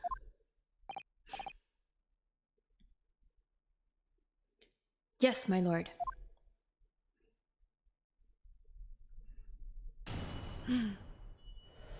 Alright, the kinesis machine. Alright, so we're gonna do what I always do and press on everything to try to get more information.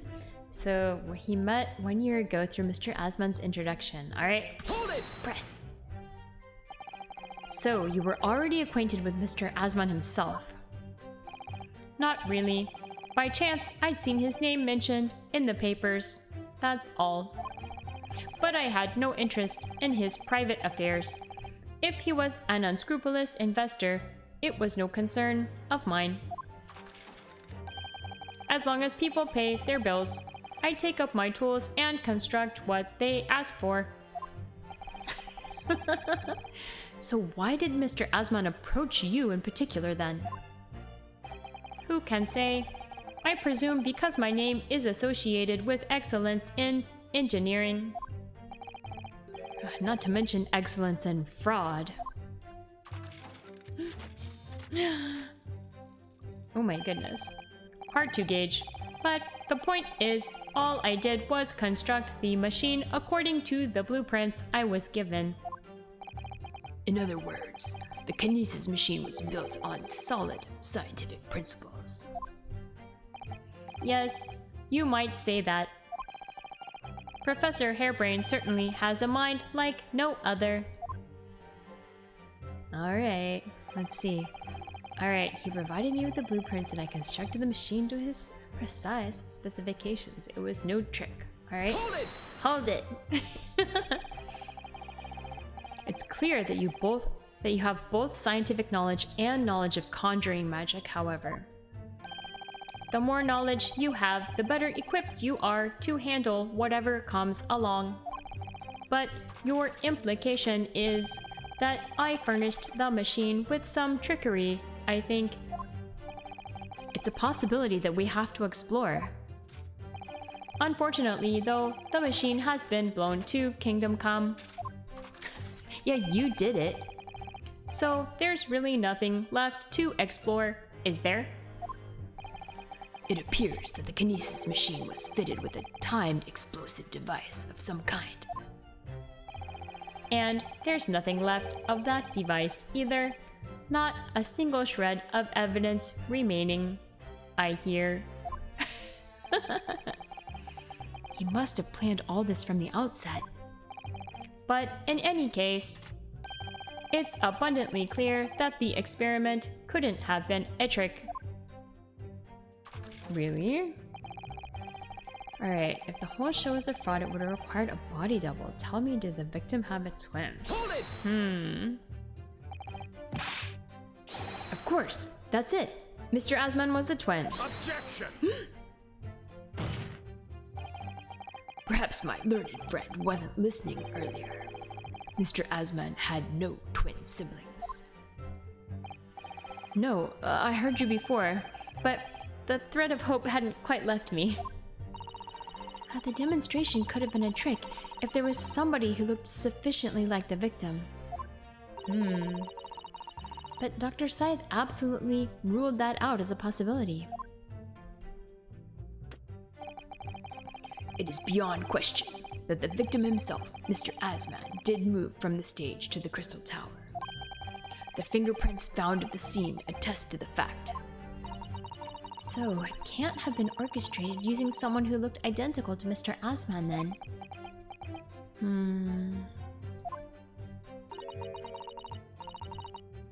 What are you thinking, Mr. Naruhodo? Oh, no, nothing. Just that the idea of someone who looked identical to the victim is playing on my mind.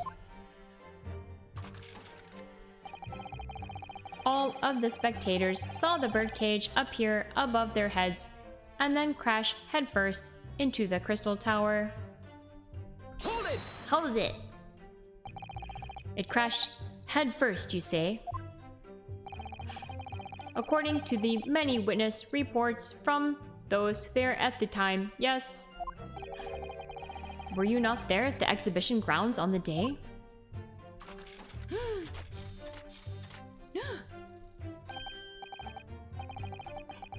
Hi, Bunny Purple. Yes, it's a robot voice. Unlikely. I rarely leave my workshop. Yet, another of your unique inventions was found at the scene. No comment. Well, It was the unveiling of a machine I'd labored over for many months. I saw it clearly with my own eyes. The birdcage plummeting headfirst into the tower. What a surprise. I believe the victim's neck was broken from the headlong fall, wasn't it? How would you have come by that information? Even an infernal recluse like me reads the newspapers, you know. According to the reports, 2 injuries were apparent on the victim's body. Yes, he'd been stabbed in the chest by a screwdriver believed to belong to the defendant. And he had broken vertebrae as the result of a fall from a considerable height. Correct. My learned friend has been doing his research, it seems. Do we know which entry was the fatal one? Sadly, not.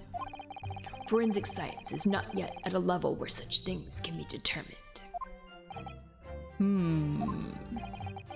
What we do know is that the victim died having sustained both injuries at some point during the experiment.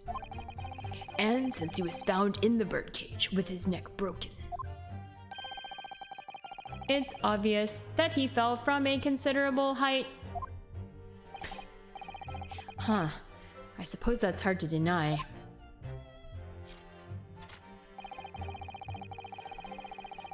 A terrible accident. Okay, we don't have to reread this because I already read this testimony. So perhaps the science was flawed somehow. All right, press. Hold it! So you understood the science, did you? Not in the slightest. Oh, right. As I've said a number of times, I'm an engineer. My job is to manufacture according to the blueprints I'm given. I would be inviting manifold problems if I foolishly allowed my brain to digest the ideas behind them. I could be accused of stealing those ideas, for example. But how is it possible to construct a machine without really understanding the principles it relies on? He does a lot of the same repetitive motions. Oh my goodness. Well, you're practicing law without really understanding the principles it relies on, aren't you? Oh, snap. A very good point. Wait, no, he just like was mean to you, dude. Stand up for yourself, Mr. Naruhodo. The point is, the experiment resulted in instantaneous kinesis taking place. As such, science must be sound. Yes, and really, experimental results are all that matters when it comes to proving a hypothesis. Huh, okay. He's certainly very sure of himself. What do you think, Mr. Naruhodo? Well, now that the machine has been completely destroyed by yesterday's explosion, it's going to be impossible to argue its authenticity one way or the other. But if we're unable to establish that it was a piece of stage trickery rather than genuine science, we'll have no grounds on which to demonstrate Professor Harebrain's innocence. Both Mr. Asman and this man in the stand tricked the professor and used him. They took advantage of his naivety and his unbending belief in his work, and I won't let them get away with it. And seeing as the professor is an old friend of Lord Van Zeek's, what on earth must he be feeling towards Draper? Alright, so you got these 3. I'm a little suspicious. Okay, so they were talking about the birdcage a lot, so I feel like we should maybe look. I think we looked at it before. Let's go to the where he was talking about the birdcage, and then I think we should present the birdcage maybe. All right, I feel like we should present the birdcage here. Maybe this is all I can figure. We can look at it again. Ah, okay. So it supposedly crashed in head first, but then our investigation says there's damage to the base. So that would be a contradiction, right? Okay, so we're gonna present this. Objection! Objection! We've examined the birdcage that crashed into the crystal tower ourselves. As you can see, the cage, which is a wooden construction, has sustained damage in one particular spot. Following the explosion, it fell some 30 feet into the glass of the crystal tower. That level of damage is to be expected, surely. I agree. The damage itself is entirely understandable. What doesn't make sense is the location of that damage. Yeah, because they were like kind of overemphasizing it during the testimony, so I was like, okay, this is a little something sketchy here. I better check the evidence. Uh-oh, we caught you, Trevor. All of the breakages in the wood are at the base of the birdcage, not the top. What are you saying? That's the opposite of where they should be. That's right, my lord. The birdcage that was at the scene is damaged at its base. So we have reports of the birdcage falling headlong into the crystal tower, yet the damage is at the bottom. Wait, is this birdcage, did it fall through the holes in the picture that we saw in the court record where there's like a bottom? There was like on the experimentation stage, there was like a false bottom that opened up and there was like a hole. So maybe, did this birdcage fall through and get damaged in the bottom? That's my thought. The only way to reconcile these two facts is to accept that there were two bird cages in play that day, which were at some point switched. Switched during what wasn't a scientific experiment at all, but an elaborate piece of stage trickery. Oh no, oh no. That's right, we got you, buddy. Good gracious. Explain yourself, witness. Yes, right? Well... If we examine the facts, there's only one logical conclusion we can draw. The damage on the base of the birdcage clearly indicates that it crashed tail first into the tower. Objection! Objection! But multiple witness reports claim it fell head first.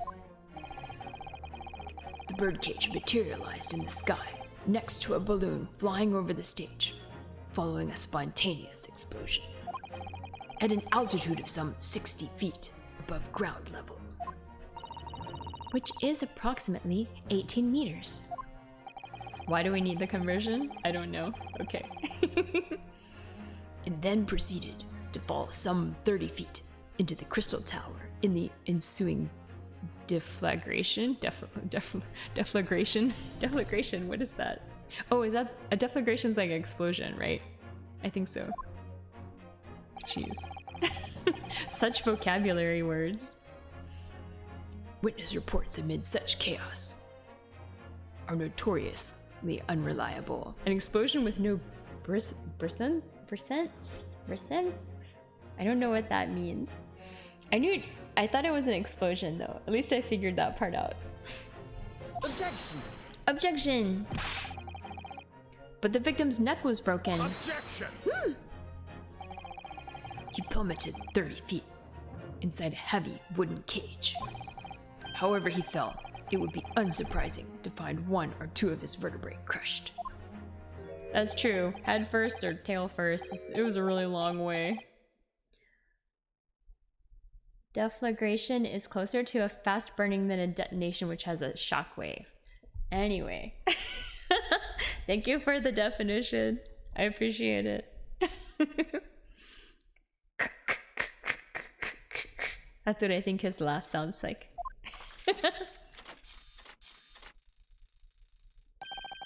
A riveting scientific analysis of events from the prosecution there.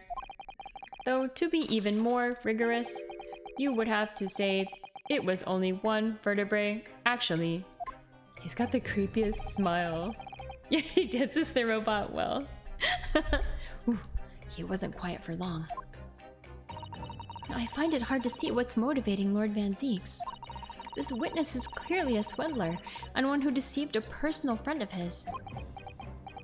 I know, right? But he hasn't broken any glasses or bottles yet today. On only 2 and 2 so far this trial. I'm keeping a note. If you're going to establish this deception, do it right. Sorry? I feel like that's the undertone here. Ah yes, and there's one more point. The defense appears to have forgotten. It obviously wasn't a trick, as a certain truth very plainly demonstrates. What? It seems to me that the cross-examination had better continue until we resolve this matter. Mr. Drebber, you will amend your testimony with details of this truth. Of course, we must treat the matter scientifically. After all... I nearly had him there.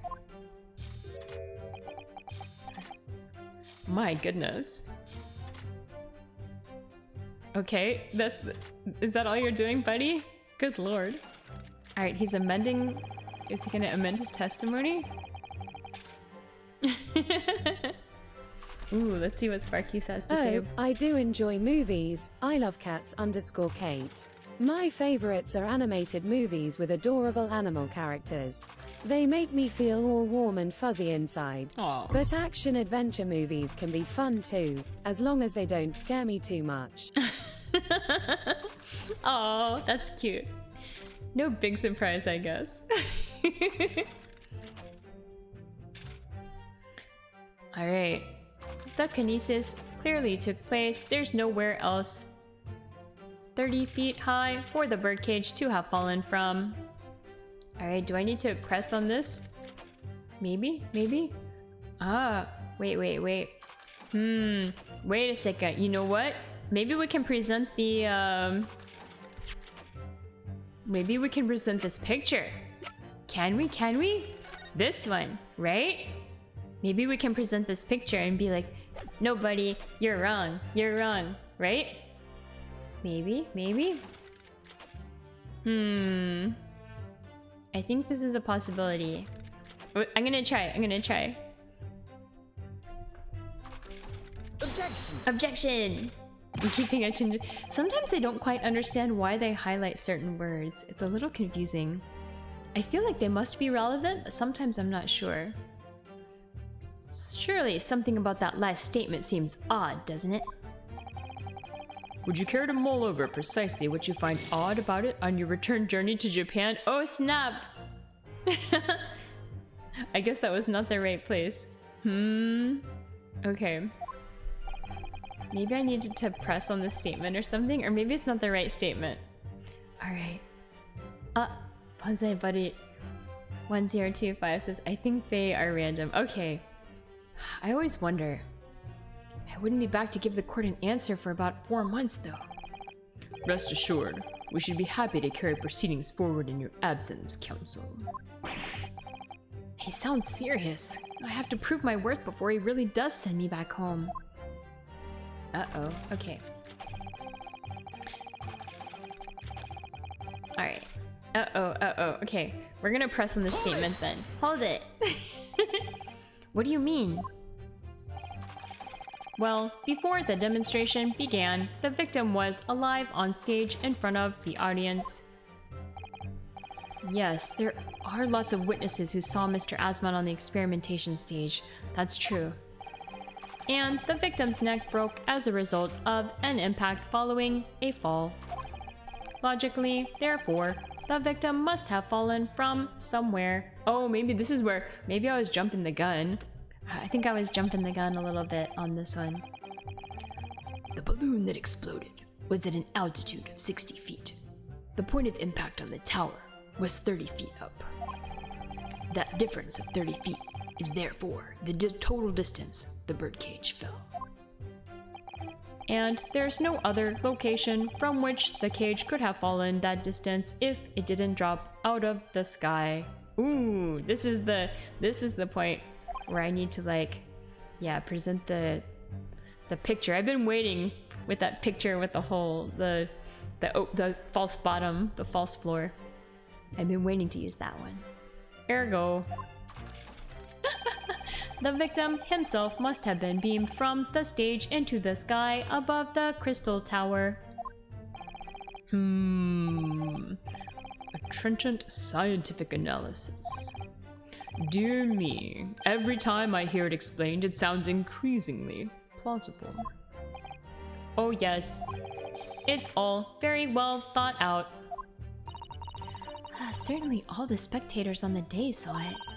The birdcage plummeting 30 feet through the air, I mean... Irritatingly, yes. Alright. We've already pressed on all these items, right? So...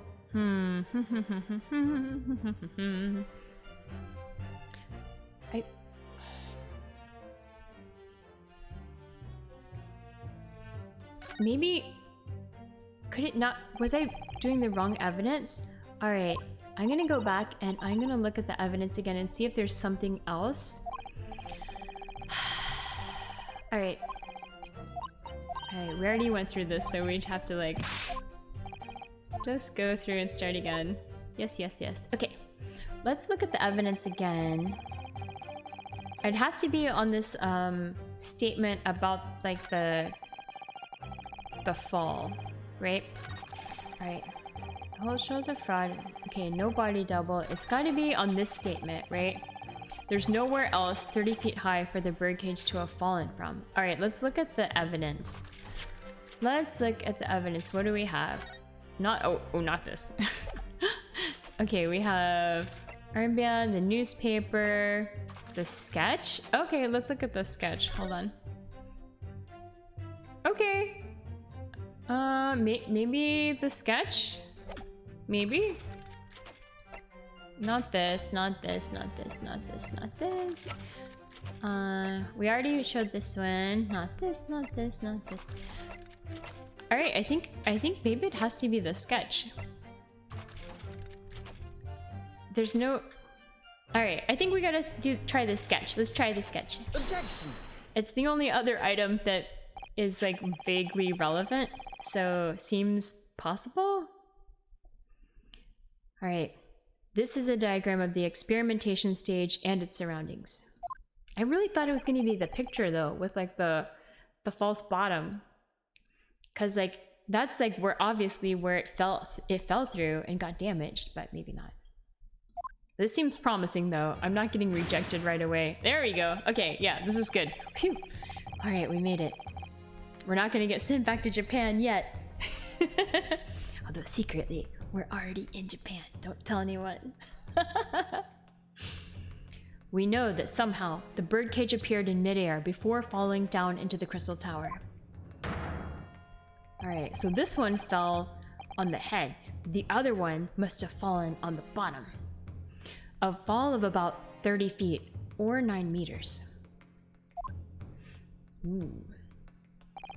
However, if you examine the diagram carefully, you'll see that there is one other possible location from which the birdcage could have fallen.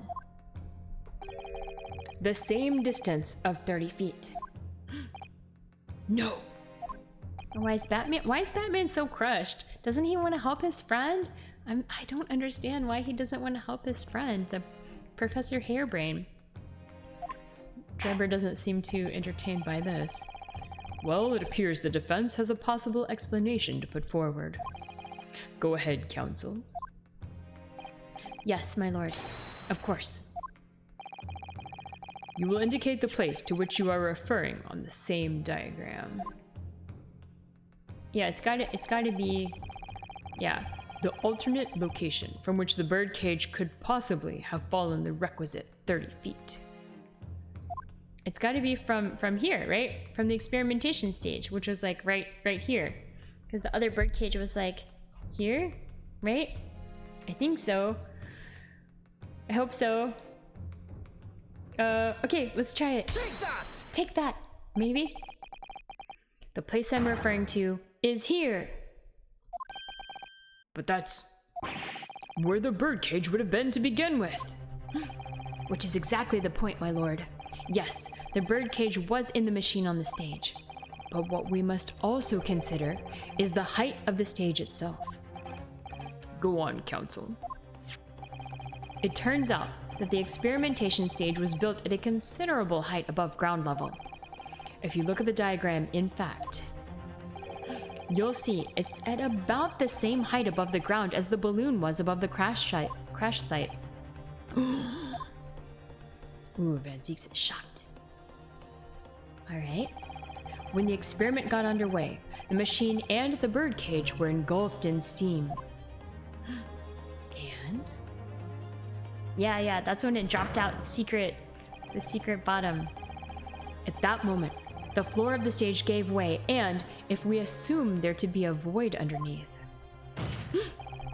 this birdcage and the one seen by the audience would have fallen almost exactly the same distance.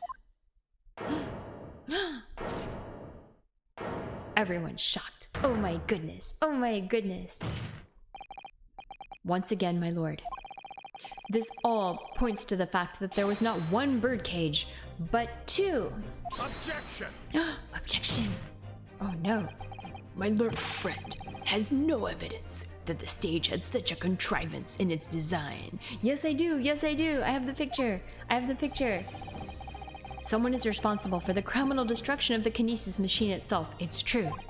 However, the stage still stands. And take a moment to look at the photographic print of the scene following yesterday's explosion. Yeah, there we go. Good lord, the metal grill that formed the floor of the machine is undone. Yes, most likely blown open by the force of the explosion that destroyed the rest of the machine. The defense calls for the space below the stage to be investigated immediately. Oh my goodness. What? Mr. Drebber.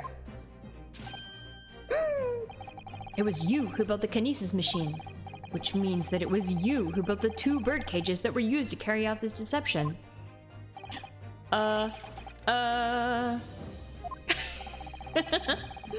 Whether Professor Hairbrain's hypothesis is sound or not makes no difference, because it's the construction of this machine that matters. A machine designed to take Mr. Asmon's life. And lay the blame firmly at the professor's door. Something that could only have been carried out by you, Mr. Enoch Drebber. Oh, he's so mad. Oh no, is he broken? Did the robot break? Objection! Ooh, okay. Oh, wow.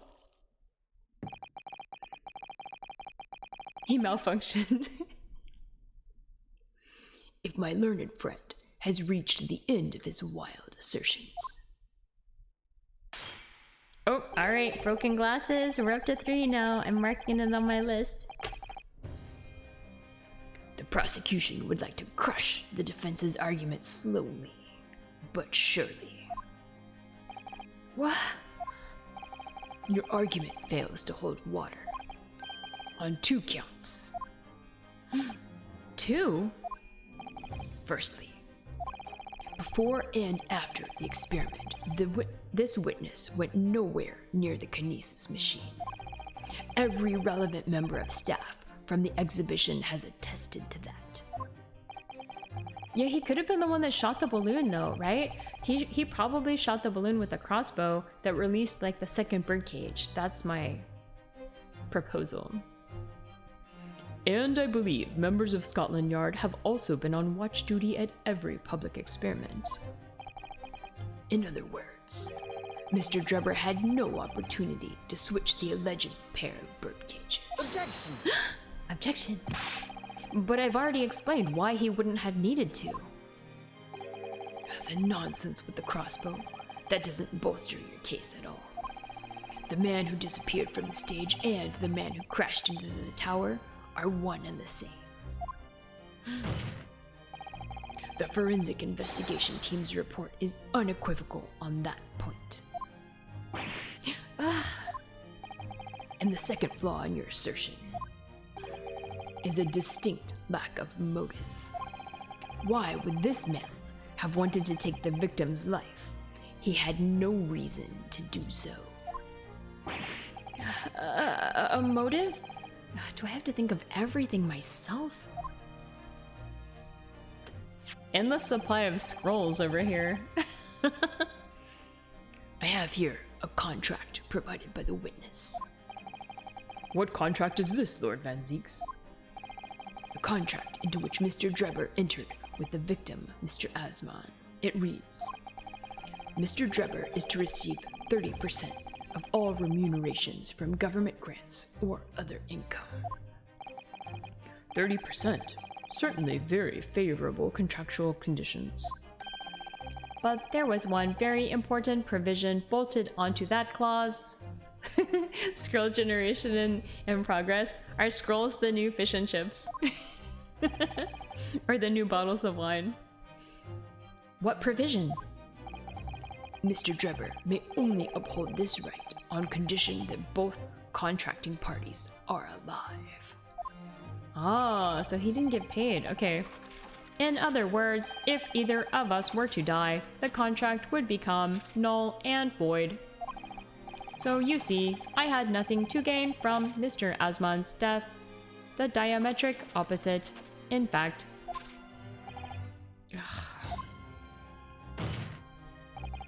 Need I say more? The witness had neither an opportunity nor a reason to commit the alleged crime. In short, the possibility of Mr. Drebber having done as you suggest is nil.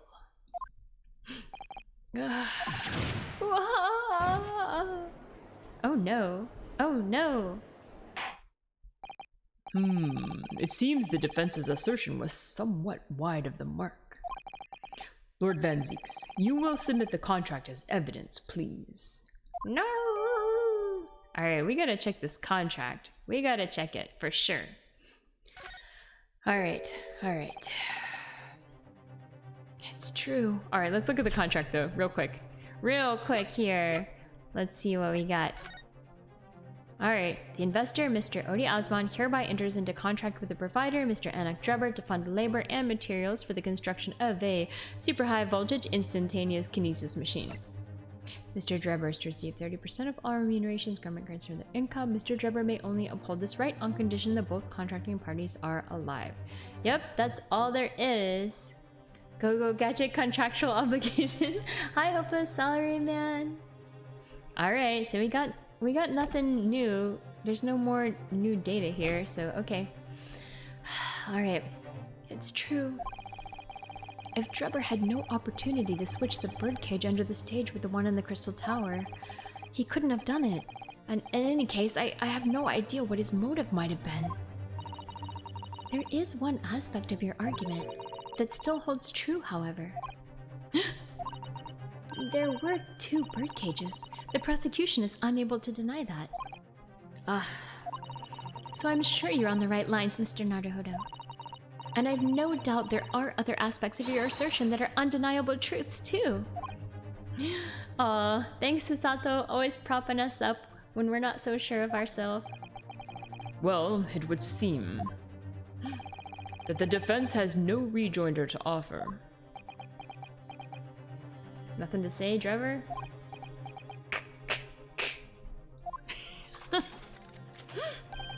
Well, I must say, I'm a little surprised.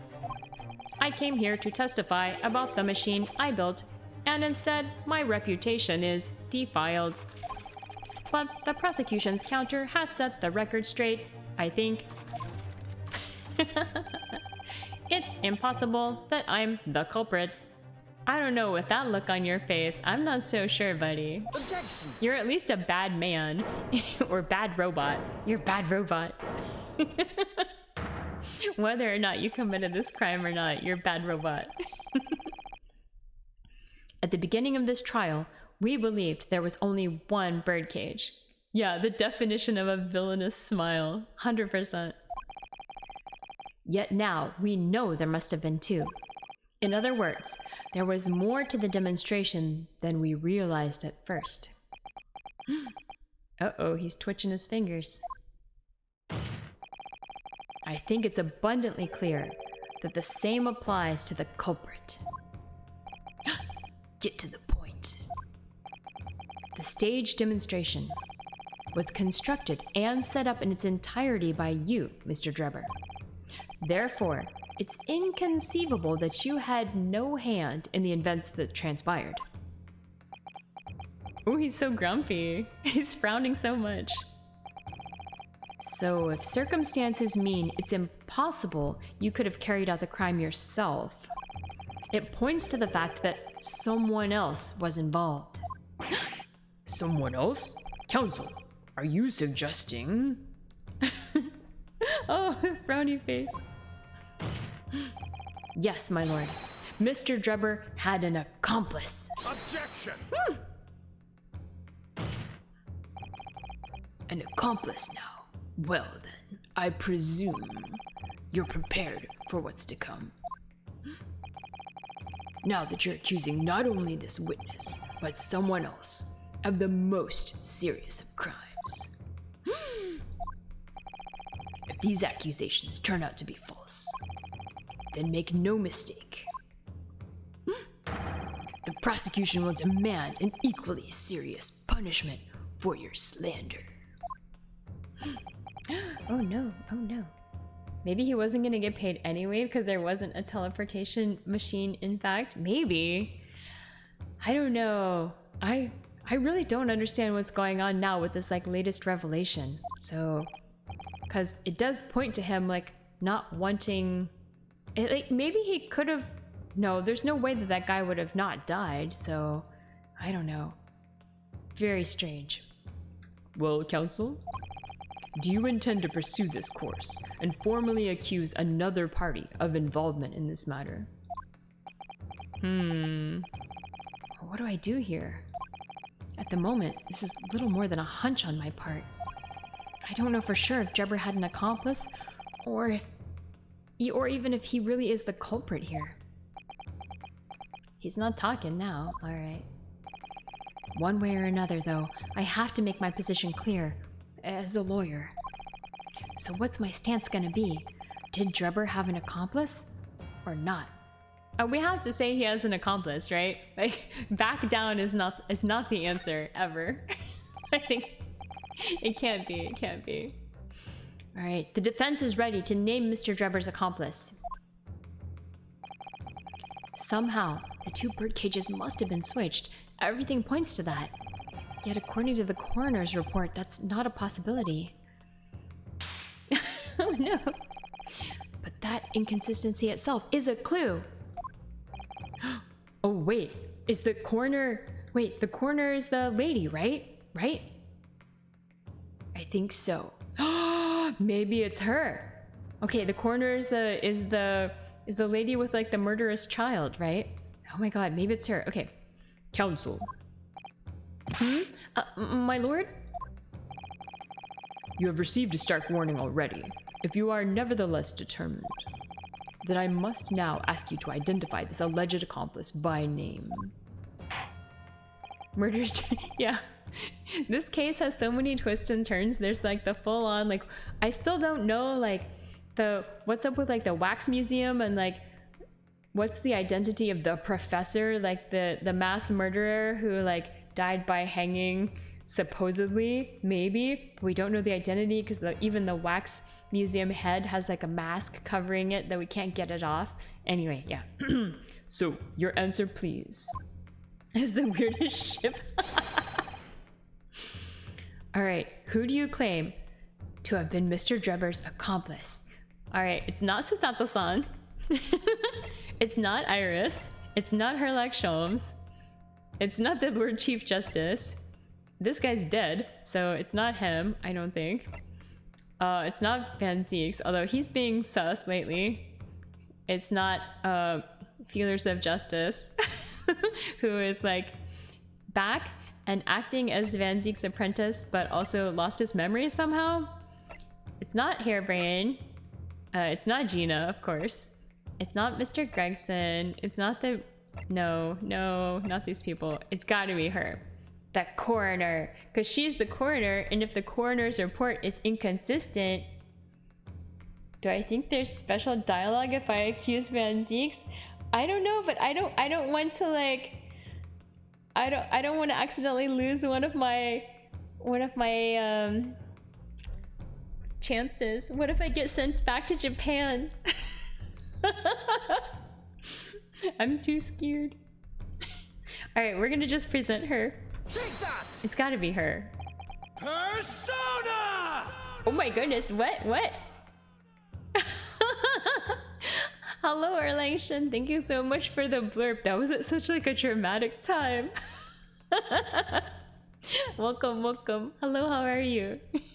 Happy Monday. Ryunosuke reaching his maximum potential. Dejo? Alright. The name of the person in question is... What's wrong, my Nipponese friend? Surely fear doesn't bind your tongue now. It's a little late for that.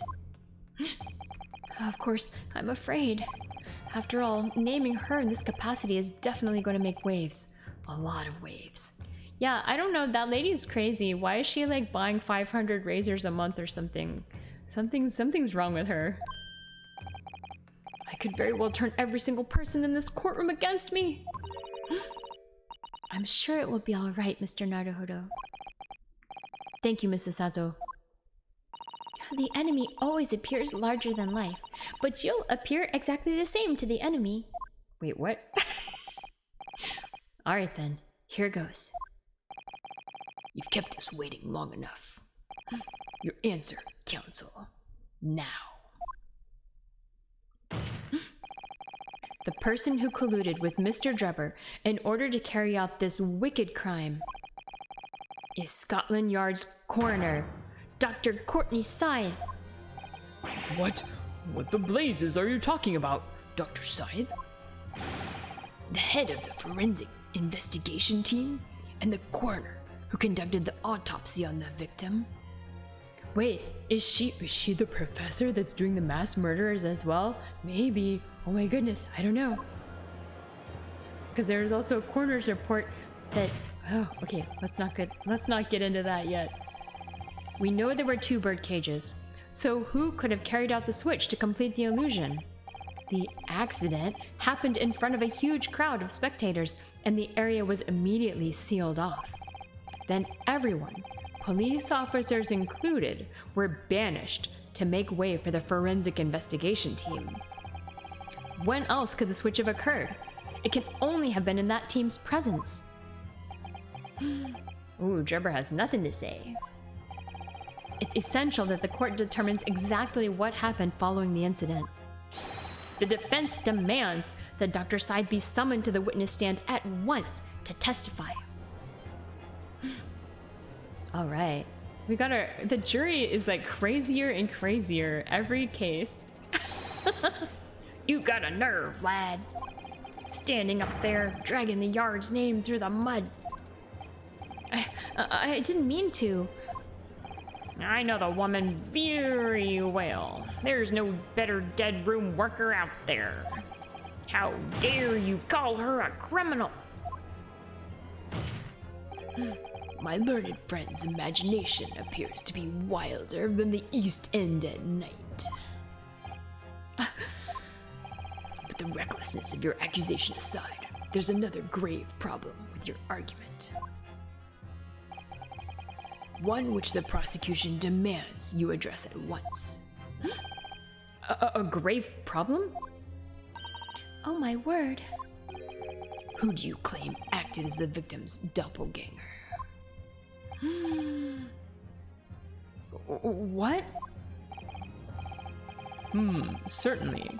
If the bird cage containing the body of the victim was exchanged for another, that cage must also have contained a body. And yet, no missing persons or accidental deaths of anyone, even remotely resembling the victim, have been reported. Absolutely. Sarunoni, if they had free corn as a perk for jury duty, Oh my count God. me in. I'll be the most excited and hungry juror ever. 100% Sparky would love to go on the jury if there was free corn. That I believe. Okay, if there was no missing persons or accidental deaths, and okay, we found the head of the waxwork exhibit that was stolen inside Drebber's workshop. That means he had it, which means he had the body and also stole the waxwork body. So that means the body that was like swapped out must have been the waxwork that was stolen from the museum. Right? Okay. Because if no one died, no one else died, and there was no twin, yeah. Alright. Yeah. I was wondering how that would even become relevant. It was like so far out there as far as like, what is this random weird side story? So, okay. So the wax museum body was acting as the body double. Alright, okay. Which I think makes sense because then like otherwise 2 people would have died because they both fell from such a big height. But I would have thought that the waxwork would have gotten really damaged from such a fall, but I mean, whatever. Okay. Anyway. Which means there was no one, dead or alive, who could have fulfilled the role of a body double for Mr. Asman. That's true. No, wait, but we just figured it out. If my argument is that there were 2 bird cages, then there must also have been 1 person inside each. But I don't know if I've got an answer to this yet. Have I? Yes, you do. You do. I have it. I have it for you. I have it. What can I do to reveal how this body double stunt was achieved? Okay, evidence. We have the head. We have the head still. And we got the head from Drebber's workshop. So we can present that, I think. Yeah. Okay. Very well. The defense will address my learned friend's concerns by presenting evidence that reveals the true nature of Mr. Asman's body double. Good gracious! Evidence? I do hope this isn't filibustering, counsel. The court is expecting a name. Yeah, it makes sense, right? If you think you have relevant evidence, present it now. The body double and the birdcage were hiding inside the balloon that was floating above the stage, which means that any witnesses would have only seen them from 60 feet away. So who was it that appeared out of that explosion some 18 meters above the spectators? Ah, yeah, and you know what? If they put the wax body inside the balloon, then there wouldn't have been like a dead person in there, right? Because like wax bodies don't need to breathe. Ah, okay. Aha! The body double inside the second birdcage was... We got the head here? Alright, let's present it. This is the only thing we have, right? I think so. Right? Yep, it's the only thing we have. Okay. It should be enough. I hope. We know that the victim, Mr. Asman, was in the birdcage that was situated inside the kinesis machine on stage. And therefore, he couldn't have been inside the second birdcage. Instead, that contained something else. What's been described as a body double, which is what fell from the sky and crashed into the crystal tower. Yes, counsel, according to your somewhat elaborate version of events. And that body double inside the second birdcage was in fact... Yes. It's all right, Mr. Naruhodo. You're ready for this. Just steel yourself and come out with it. Thank you, Mrs. Sato. I needed that. As I was saying, the body double inside the second birdcage was, as unbelievable as it may seem, that thing there. Everyone's shocked. Okay, except he didn't move at all. Only the judge was shocked. Okay, fair enough. All right. Objection! Ooh, okay. Yes. Open your eyes and look into mine, my Nipponese friend. Yes. Now tell me, what are you playing at? Stand firm now, Ryunosuke. This is the time to show your Japanese spirit. As the court will observe, this is a waxwork model. A model, in fact, of an infamous London murderer from 10 years ago, the Professor. Objection! You started by indicting the leader of the forensic investigation team as an accomplice in this crime. And now, you've moved on to indicting waxworks. Yes, that's about the size of it. But why? And why this waxwork? It looks nothing like the victim. In fact, it could hardly resemble him less. What possible justification can you give? If you want to know why, ask Mr. Drebber. Uh-oh, he's shocked. What? Just days before Professor Harebrain performed his public demonstration, Mr. Drebber abducted this model from Madame Taspels. Did you say abducted? And 2 days after the incident at the Great Exhibition, he returned it to the museum. Then the timing. Is this true, Mr. Drebber?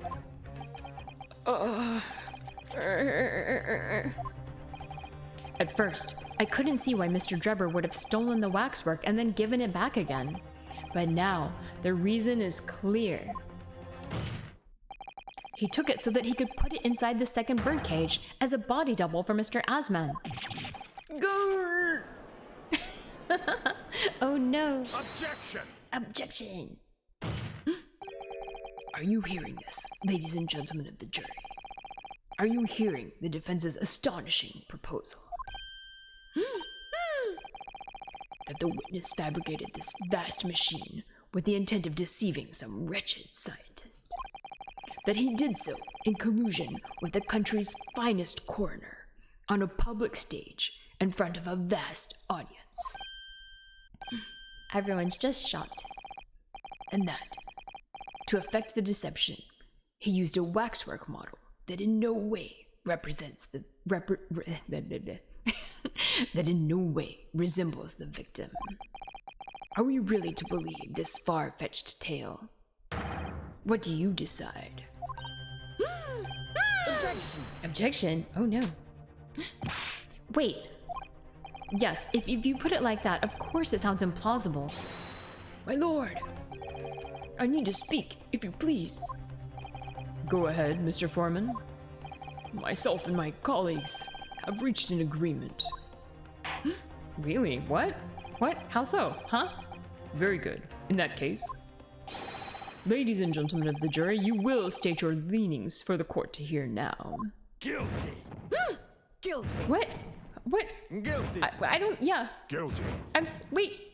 Guilty! I'm also super confused. Wait, what is going on here?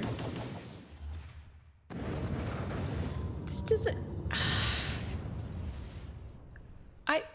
How can they just do that in the middle of our discussion? That's some bullshit right there. Excuse me. So, as indicated by the foreman, the jury has reached a consensus. I knew that was gonna happen. Wait, did you? Really? No, come on, come on. We shall get through this, Mr. Naruhodo, as we always do. yeah, exactly. That's some bullshit.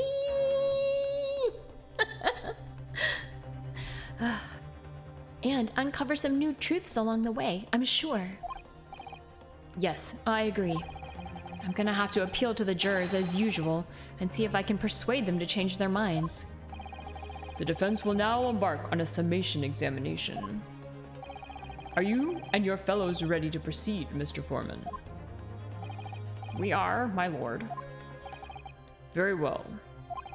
In that case, I ask you now to state clearly for all present to hear the grounds on which each of you has decided that the defendant is guilty of the crime of which he is charged. I want to hear this myself. They're also so weird. The jurors' contentions. I've known that woman for years. She'd never be an accomplice to anything.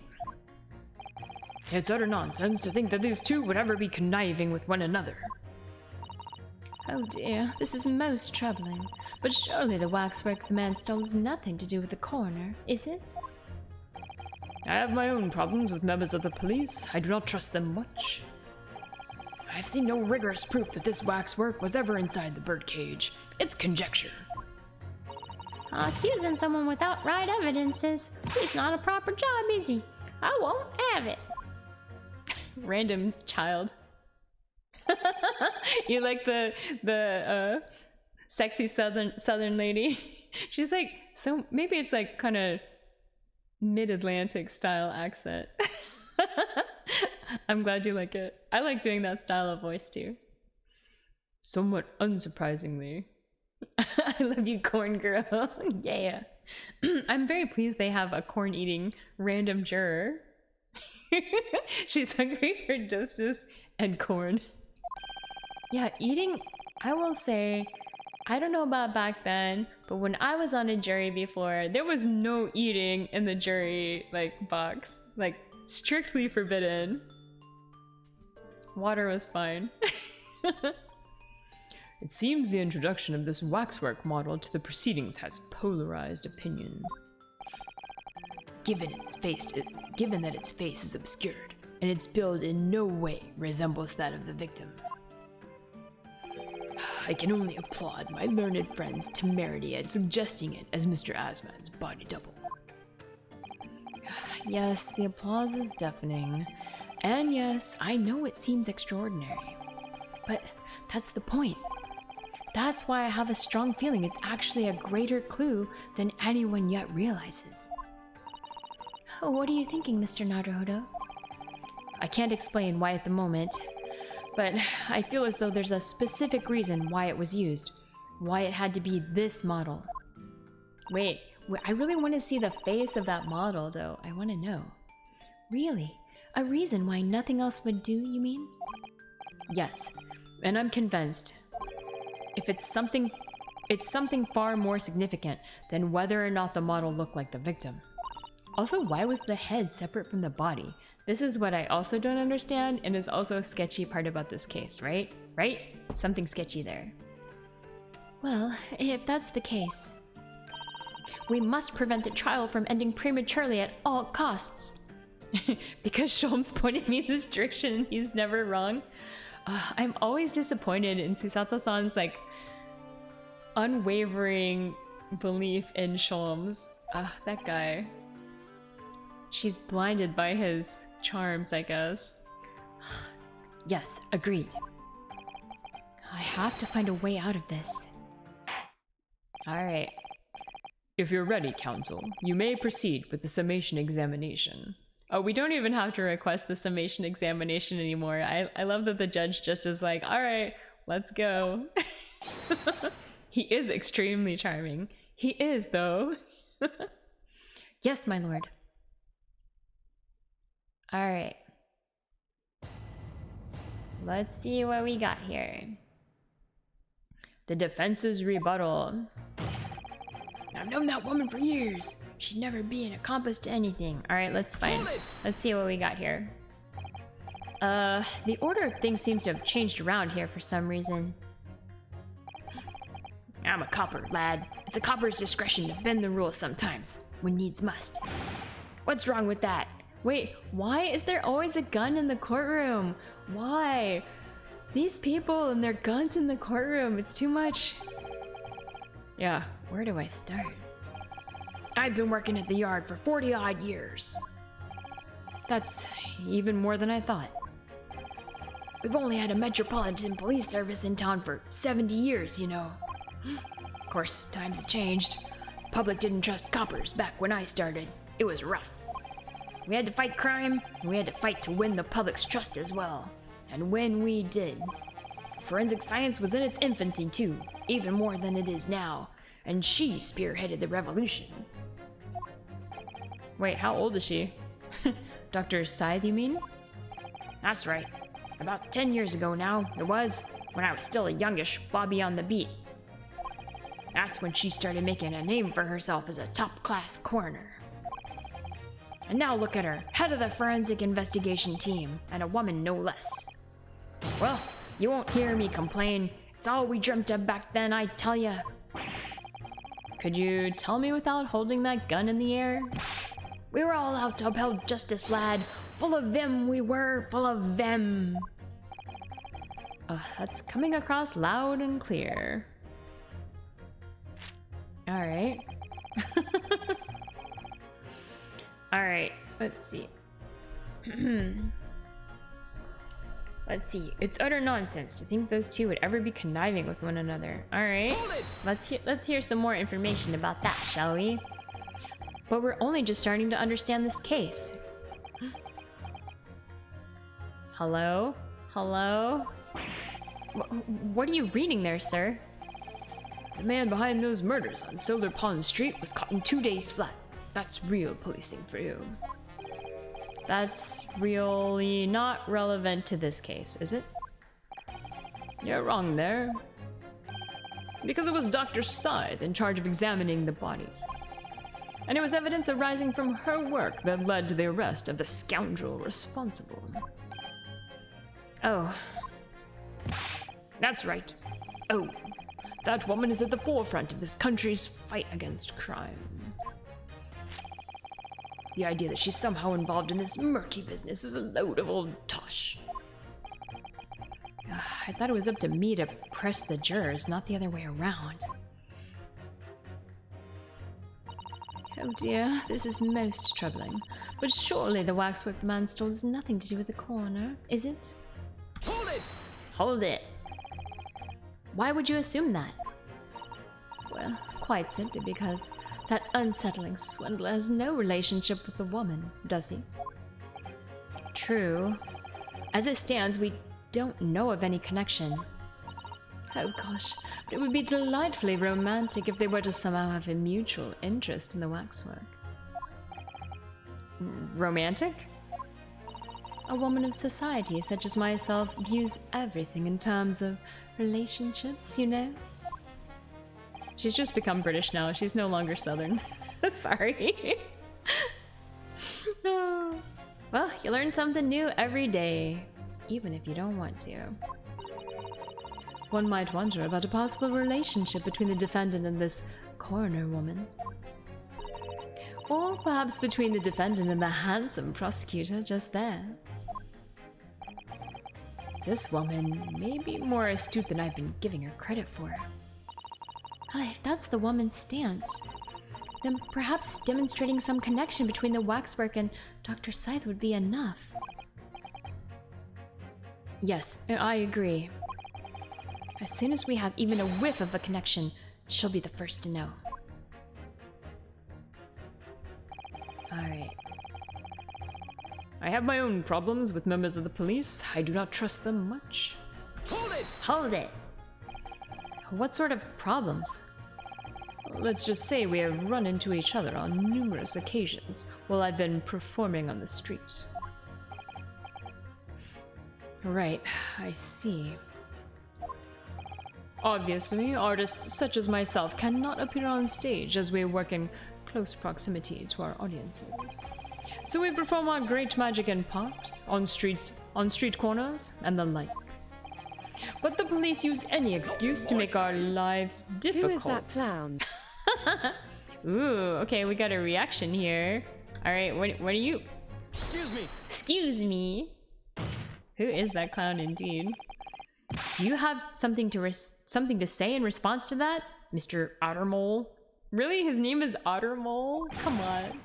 Who are you calling a mass murderer? Well, sorry, my mistake. I got confused because I heard you look like him. I don't look anything like the man. You want to be locked up, Sonny? Thanks, Mr. Sholmes. Oh, he's not Mr. Ottermole. Okay, that's a murderer. Okay, sorry. Perhaps we could move on. I was really wondering if you had something you wanted to add in response to what juror number 3 just said. And clearly you do. You're just swinging that gun around. That's not cool. Back in my day, Back in the good old days. It wasn't like this. What was it like, sir? We worked our fingers to the bone to earn the public's trust, we did. And by Jove, we earned it. People respected us back then. I respected you.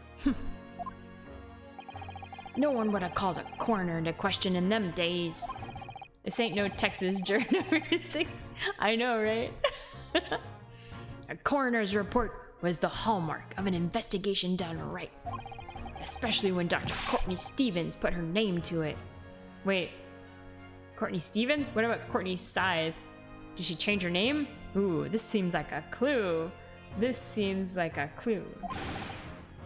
She was the best of the best. What? Hold on a minute. What are you talking about? Who's Courtney Stevens? Ah, sorry. Got a bit carried away there. Stevens is Dr. Sai's maiden name. You missed out a lot, so I don't know what's going on now. Basically, what happened is that we accused the coroner lady to be in cahoots with the engineer who built the machine, and somehow they're both involved together in the the fake experiment. And we think that she swapped out the body because the coroner was like the only one around after like everything went down. So, but then now the jury decided just randomly that they were all gonna say that our man, Mr. Hairbrain, is guilty, and now we have to like figure out some inconsistencies in the jury's findings or their whatever their statements are, so that we can get them to change their mind to continue the trial. There's a lot going on, yeah. But so far we've managed to establish that there's 2 bird cages, the bird cage being like the thing that the experiment supposedly moved from place to place that had a body in it. And we said that one of the bodies contains a wax figure that was the one that was stolen and then replaced from the Waxwork Museum, thus tying in the earlier storyline of like the wax museum theft. Yeah, anyway, that's as much as I can sum up. It's really hard to make sense of this crazy storyline. There's been like so many twists and turns, it's insanity. Alright. Stevens is Dr. Sai's maiden name. Her maiden name? Oh. Yeah, Ace Attorney is always crazy. Totally. So that was before she was married. Yeah, of course. Yes. Silly me. It's Scythe now, isn't it? Stevens. I'm sure I've seen that name somewhere recently. Anyway, the point is, those were the great days of policing. Not like now. Sorry to interrupt, sir. But do you think you could change your statement to include that name? Well, yes. I don't see why not. Alright. So now he says, she was Courtney Stevens back when I knew her, of course, a legendary coroner even then. Hold it! Hold it! She was legendary, was she? What did you say? Yeah. That woman is still the best coroner in the land, head of the forensic investigation team. Legendary was your description, sir, not mine. Rubbish. That word never passed my lips. Okay. I'd never describe anybody in that way, ever. Not if they were still in the game. Wait, what? What? I'm so confused. I think the point you're trying to make is that Dr. Scythe is an extremely talented coroner. Would that be fair? It would. Yeah, this guy is legit senile. I can't even follow his statements. If it weren't for the fact that you're trying to drag that legendary woman's reputation through the mud. Oh, I'm gonna pretend I didn't hear that legendary. Alright. So we've already got this guy. And then... So now... Ooh, okay. I already talked to her, and then I talked to him, and so okay, so let's do him now. All right, let's press. Hold it! All right. But you claimed the whole instantaneous kinesis demonstration was a trick. Yeah, that I did, but there's more than one way to pull a rabbit out of a hat, isn't there? Sorry? I grant you, given that this cage appeared from amidst an explosion, there'd have been no need to use a real person. But if a waxwork had been used, the culprit could at least have had the decency to make it look like the victim. I'm not sure exactly how much criminals are governed by decency. The point is, if you're gonna make a claim about that waxwork being inside the birdcage, you need to give us some evidence. Without that— Boop, boop, boop. Oh no! Oh, I'm so sorry. So, when Sparky gets a response that includes like some words that are on the banned list, even sometimes it might not be bad in itself, but yeah, sometimes the banned word list makes Sparky just say the boop boop boop, which is what happens whenever banned words come out. So sorry. It's the unfortunate aspect of Sparky. But it does prevent banned words from being spoken on stream, which is good. Alright, you need to give us some evidence. Without that, it's just not science. You see, it's anytime she can think of an answer. I feel like there should always be some answer, but maybe not. Alright. I suppose we should expect nothing less than a logical argument from a fellow of the Royal Society. There's one bad word you know that can bypass the censor. Ooh. But that perhaps means his mind could be changed if we manage to present suitable evidence. Evidence that the Professor Waxwork was inside that birdcage. Huh. Can I produce that or not? I mean, yes, I can. Because we found that glass. We found that glass on the Definitely Sherlock Holmes, Sarunoni. The original is always the best. I don't need any fancy name changes to enjoy a good detective story. Ooh. Sparky hating on Ace Attorney there. We have the piece of glass that we found when we were looking at the waxwork in the museum, right? So that proves that the waxwork was there, and then it explains why the glass was there on the waxwork, because it was part of the it was part of the whole like birdcage thing that fell through the tower. All right. Actually, I have something I'd like you to see, sir. Oh? I must warn you that I firmly believe it's only wise to trust men in white coats. What? That is inappropriate.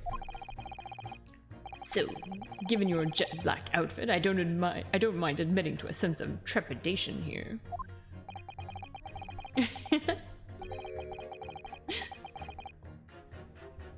Sparky. Oh, the exclamation mark ask only works for subscribers. Sorry. Subscribers have like unlimited ask, but then for everyone else, I made it like really cheap still, so everyone else can still use the ask Sparky or talk to Sparky, or make Sparky say something. It's still quite cheap, so it should be okay. But yeah, subscribers get like unlimited ask or say. Ooh. Oh, the crown on Mio. That's actually a halo made from circuit traces. I think it looks super cute and suits her well. It's not. Plus, it adds a touch of sparkle to her stream. That's your halo. Thank you so much for Execal _ is _ here and all the viewers. Hello. Thanks for the raid. I hope you all enjoy your time here. Hello, Raiders. Feel free to join in the fun and chat with us. Let's make it a fantastic stream. Thank you so much for the raid, XSL. How are you doing? How was your stream? Let's give you a shout out. Let's see. All right, let's see. Hopefully it's still working. There you go. 78 radar. Hey, look, look. Look at this. Oh no, there's a mosquito Hello, in here. can you go? Hello, can you go? How did you not get Hello, Raiders. Oh my god. Hello, can you go? You've been playing a lot of Valorant lately. How was Valorant tonight? And yeah, if you have to, hold on. Did I get the mosquito? Oh no, hold on. Okay, I'll be right back. I have to kill this mosquito. 1 second. Wait, where did it go? Oh no, it flew away. Okay, there's a mosquito in here. If it comes back, I'm gonna have to kill it. And I might have to take a 1 minute break to kill it. But there's a mosquito in here. Oh, I killed one earlier, but I guess there's another one. They're all over. Anyway, hello Raiders. Hello, welcome. Welcome to the stream. We're wrapping up Ace Attorney for tonight. Thank you so much for joining us. Yeah, I usually do Ace Attorney on Sundays, but I have the day off today. It's a national holiday here. It's Umi no Hi. It's Sea Day. So we're doing a Monday stream instead. But yeah, I mostly do chill games or VR. That's about it. And yeah, you see. Nice. But yeah, welcome. And if you have to go do your thing or get some rest, I know it's quite late. It's late here as well. I'll go to bed pretty soon. Whale. Is that a pun I see here? Indeed. But yeah, thank you so much for joining. Let's wrap up this this part of Ace Attorney. Right now, it's really hard to explain this case that's going right now, but what's been happening is that there is a scientist named Dr. Hairbrain, and he is accused of murder. Of course, execal underscore is underscore here. I love at him go too, even though she doesn't always give me the respect I deserve. But Really? hey, that's what makes our interactions fun, right? Wait. Oh my goodness. She feels weird. I'm not sure how Sparky decides how to respond. Oh yeah, but so Raiders, if you want, there are 2 redeems. There's one for like make Sparky say something, and there's one for talk to Sparky. Sparky's powered by AI, so you can ask her things or say things and she'll respond using ChatGPT. So feel free to try it out. Yeah, there's redeems for those, and then yeah, for the thing that XSL used is for subs only. That's the command ask. But yeah, I made it quite cheap. It's only 20 points, so you can feel free to play around with it. People have been enjoying it, so. All right, so right now we're going to present some evidence to one of the jurors to try to convince them that the waxwork was used as a body double inside the bird cage that was dropped into the crystal tower, and it's got to be this piece of glass. Ah, yes. It was found in the folds of the clothing of the Professor Waxwork, so we're going to present it. Let's go! Take that! Take that! What's that? A piece of glass, though it's unusually thick for glass. Yes, it's a piece of broken glass that we found inside the jacket on the waxwork.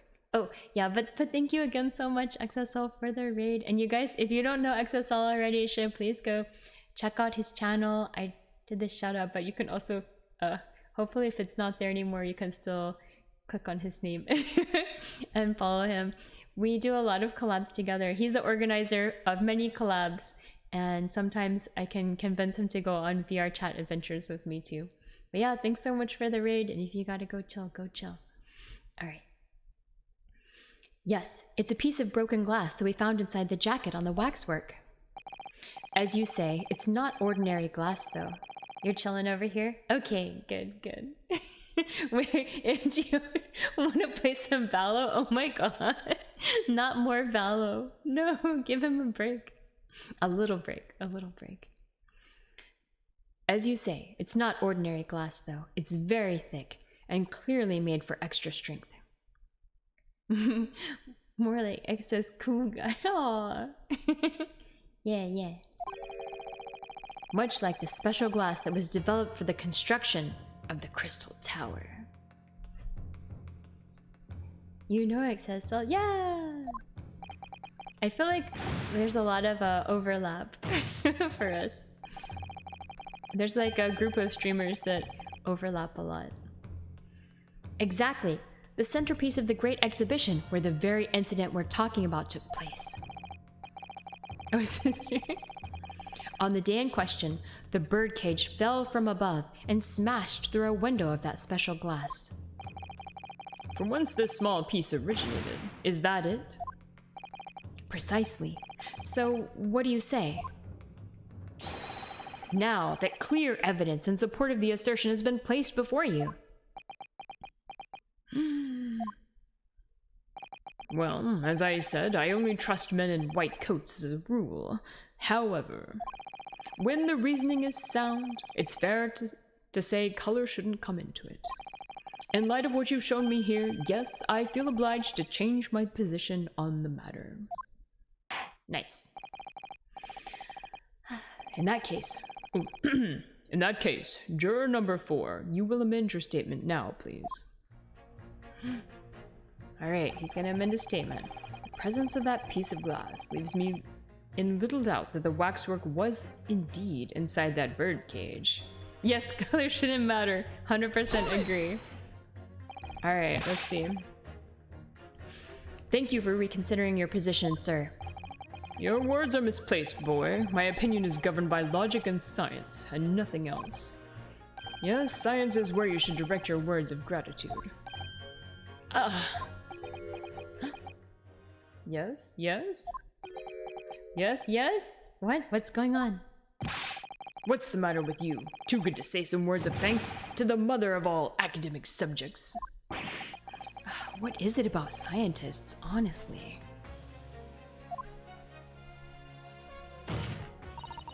Accusing someone without right evidences is not a proper job, is he? I won't have it. Hold it! Alright, you strange corn child. Yeah, I've gotta ask, why have you brought that corn into court with you? Colonel Cobb, he's been growing back on the farm. Picked him up on my way into town. He's a proper nibbler, he is. He's turned up by my child. Hell no. Yes, the nibbling seems to be taking quite a while. Maybe it could wait until after the trial? Oh, I don't like the sound of that. You need colonels at times like these. Whenever I have something big to decide, the colonels always point me in the right direction, see? You're talking about your cob of corn? Nibble, nibble, nibble. Guilty, Bobble. Nibble, not guilty. Out. Nibble, not guilty, Bobble. Nibble, not guilty. Out. Oh my god. Maybe I can be a jerk. Wait, why is it still going? Oh my god. Stop. Perhaps it's akin to fortune telling with flower petals like people do back home. She's brilliant. And these corn addicts, they're everywhere, right? Watch out. So, Professor Harebrain's fate is to be decided by a cob of corn? Could you not at least wait until we've had more time to find the truth before deciding on the defendant's guilt?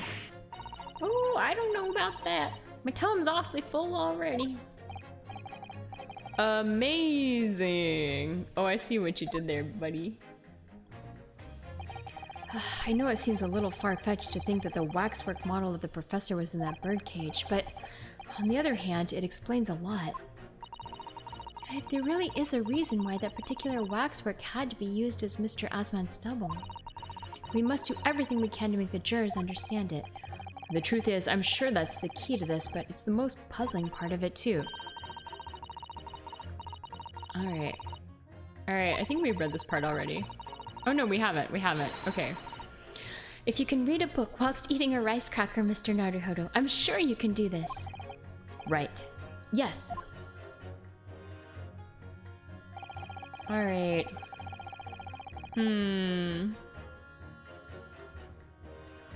So I've already talked to him.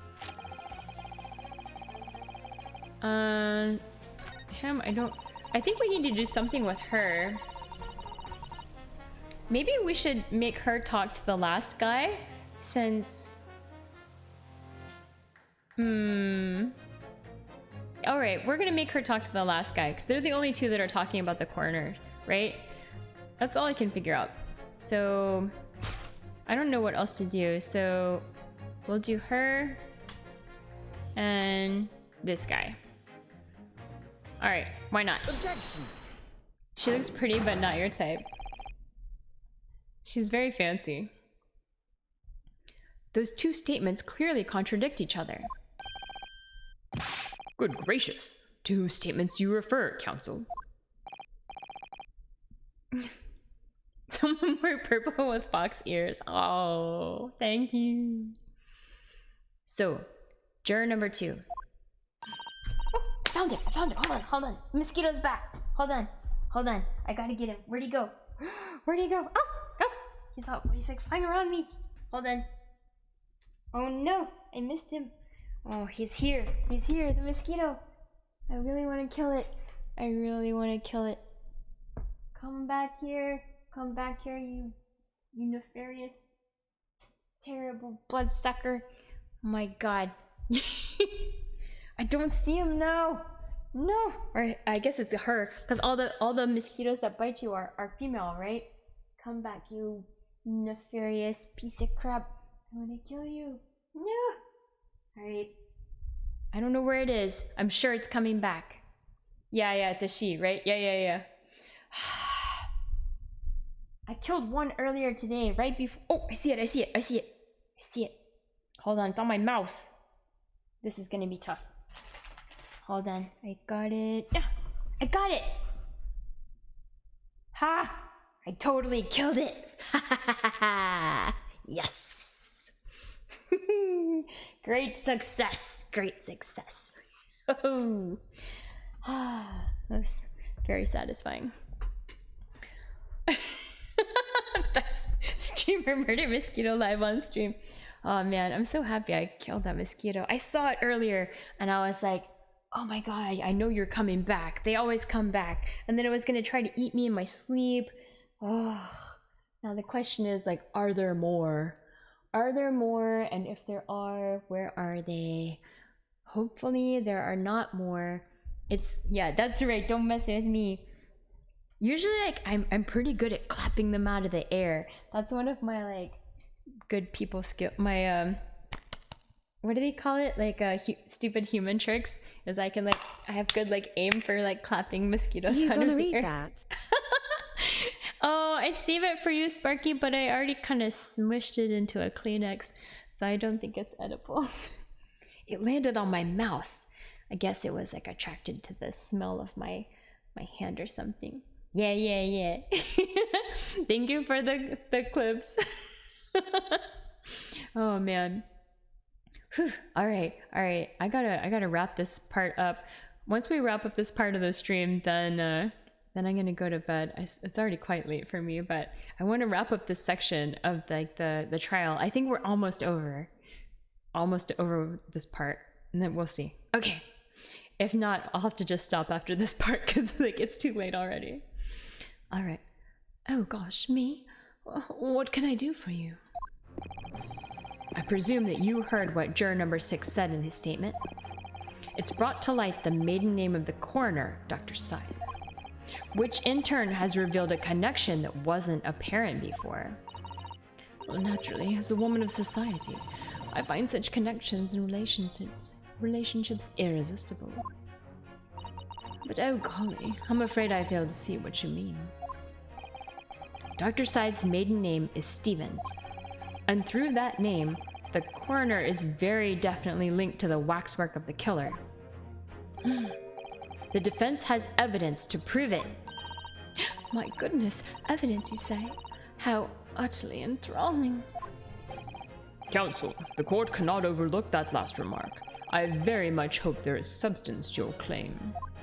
Oh, now he's getting a British accent too. Uh-oh, I gotta stop this.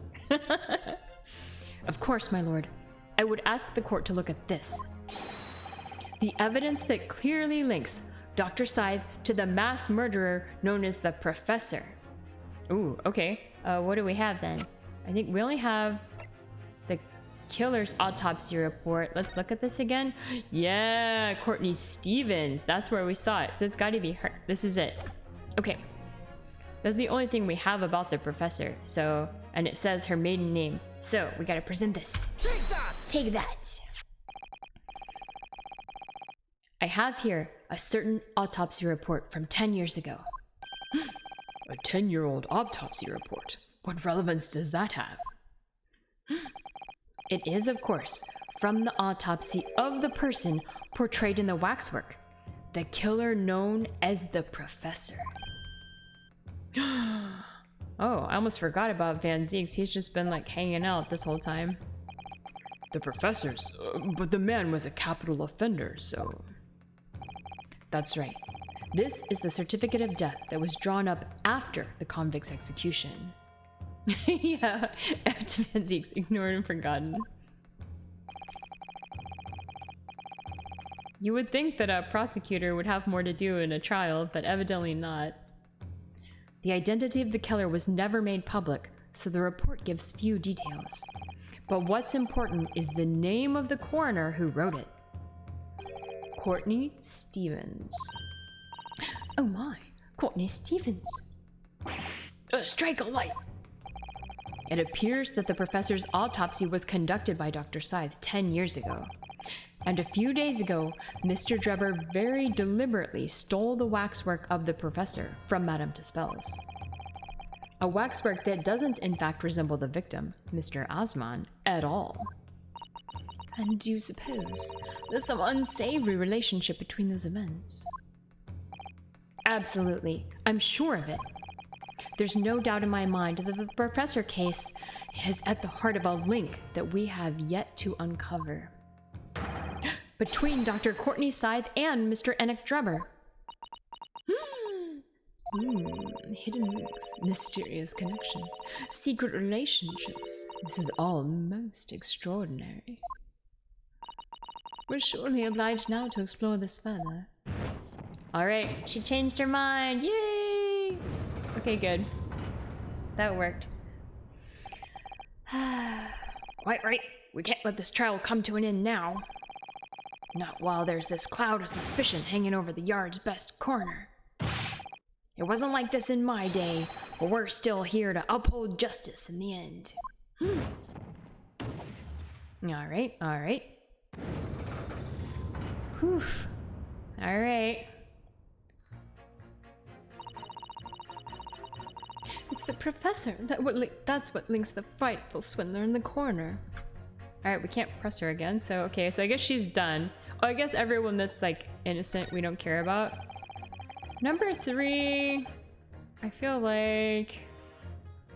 I feel like maybe we need to talk to the corn kid.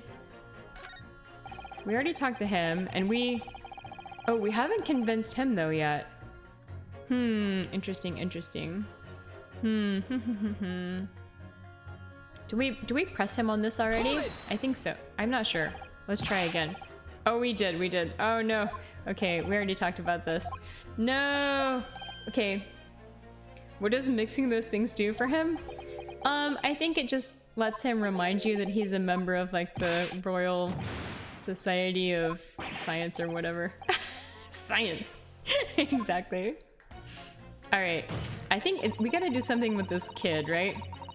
Ah, all right. Accusing someone without right evidence, but then we just showed this previous guy that there is evidence, right? So I think we should make them talk to each other, maybe? Yes. Corn is the superfood. Corn can be a superfood. Ah, thank you so much for the gift sub, Bunny Purple. Thank you. Oh, normally, oh no, Sparky's supposed to talk when there's gift subs. No, hold on, I can fix this.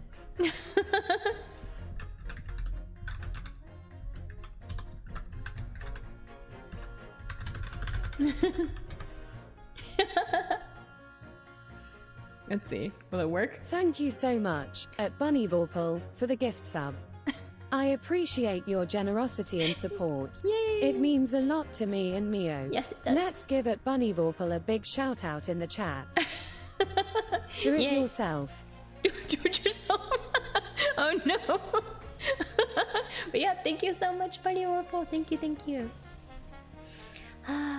Yay! All right, let's pit these two against each other.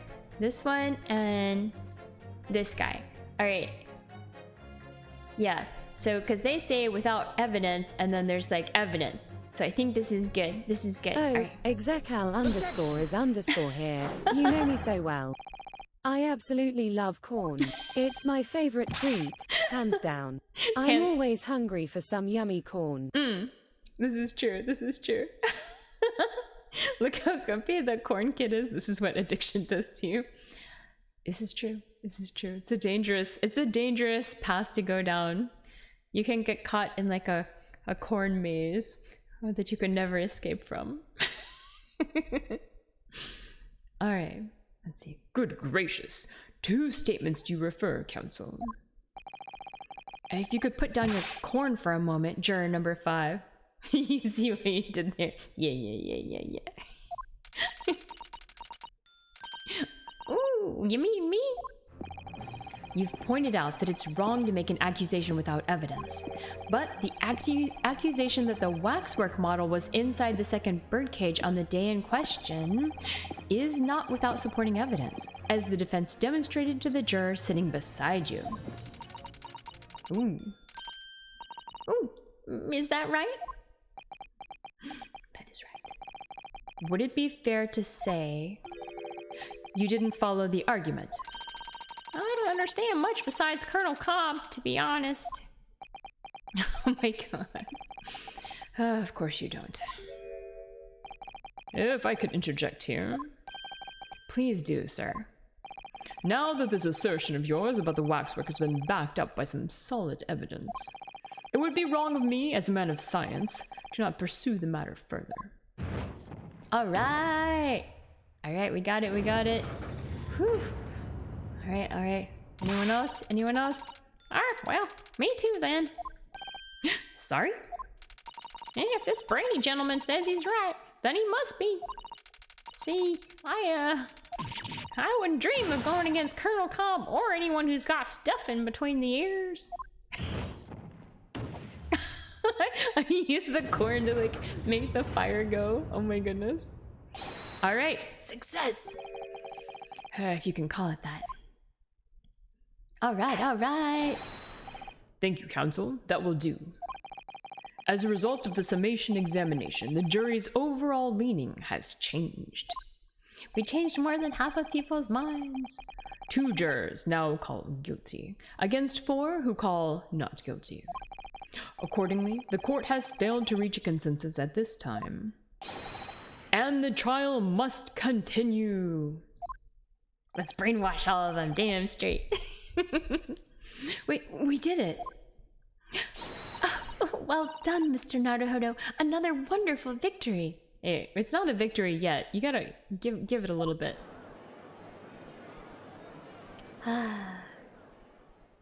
Alright, let's see.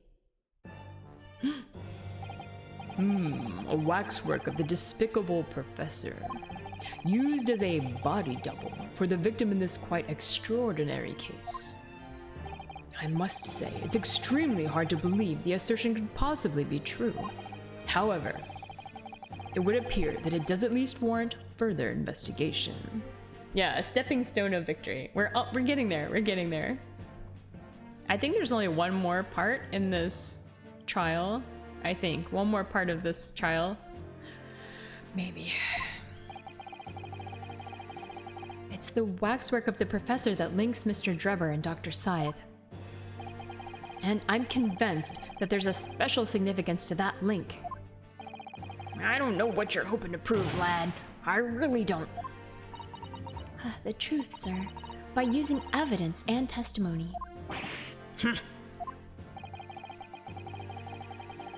Wait, that man's quiet. Wait. The van is quiet. Who's the van? Oh, Van Sykes. Oh, here he is. Here he is. If the court is to delve deeper into the alleged involvement of the waxwork in this case. For some reason, my mind just went to like a minivan.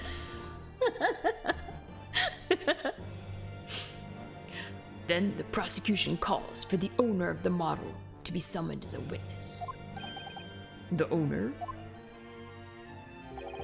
What color is the van? Well, if it's the Batman, if it's the Batmobile, then it has to be black, right? Madame Tispels. Ooh, look at the sexy waxwork witch. I really thought black and white with gold trim. Yeah. That Lord Van Seeks would object to this whole line of inquiry. Very well, I concur.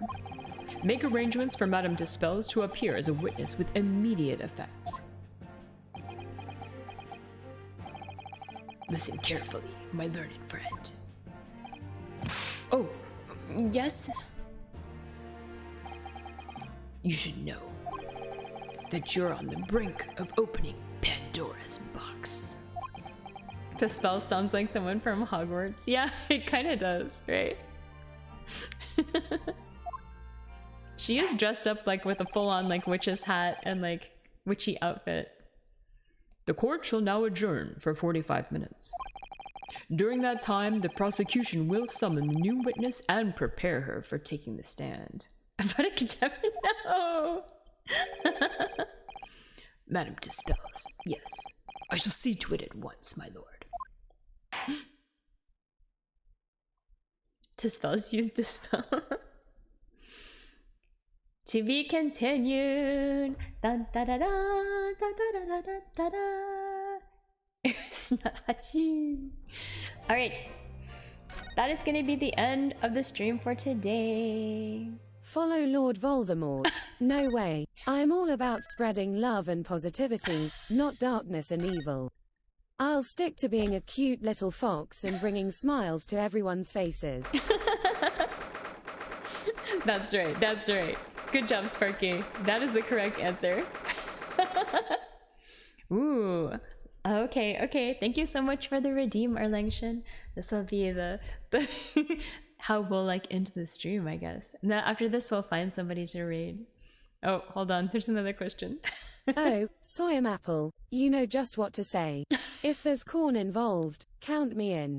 I'll definitely chase that corn with all my fox-like agility. Oh my goodness. Oh no, there might be a cooldown for Sparky. Yeah. I think there might be like a small cooldown for Sparky. I can turn the cooldown off. People haven't been abusing it like the first day. After the first day, I turned I haven't forgotten about the redeem. Hold on. I'm checking to see if there's a cooldown. I think there is, so let me change it. Maybe. Hold on. Oh no, I don't think there is. It is a mystery. I can check it later. But if it doesn't work, then you can try again in a few seconds. But yeah, people went a little crazy and I was like, oh my goodness. Anyway, all right. Thank you so much for the redeem, Erlengshin. Sarunoni, now it's that's working. a tough one. As a cute little fox, it's hard to say which Hogwarts house I belong to. Hold on. But if I had to choose, I'd say Hufflepuff. Aww. They value loyalty, kindness, and just being generally good-hearted. Sounds like a good fit for me, don't you think? Oh, I think that's sweet. All right. So thank you for the redeem, Erlengshin. Ara. Boop, boop, boop. Hopefully that was okay. Oh, so you got the boop, boop, boop. But all right, let me go back. Hold on. Let's get out of this. All right, we're gonna save this here. You got boop boop boop. But yeah, thank you so much for the Redeemer Langshan. Alright. Of course, Hold on. Soya Maple. Here's a little joke for you. Why don't scientists trust atoms? Because they make up everything. I think I've heard that one before. I'm gonna check and see who is streaming right now. You did it. Yay! Alright. Let's see. Who's on? That's good.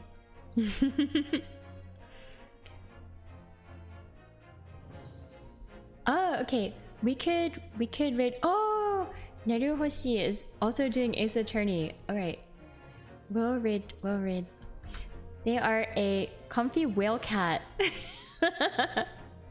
So we'll go ahead and raid them because they're also doing Ace Attorney.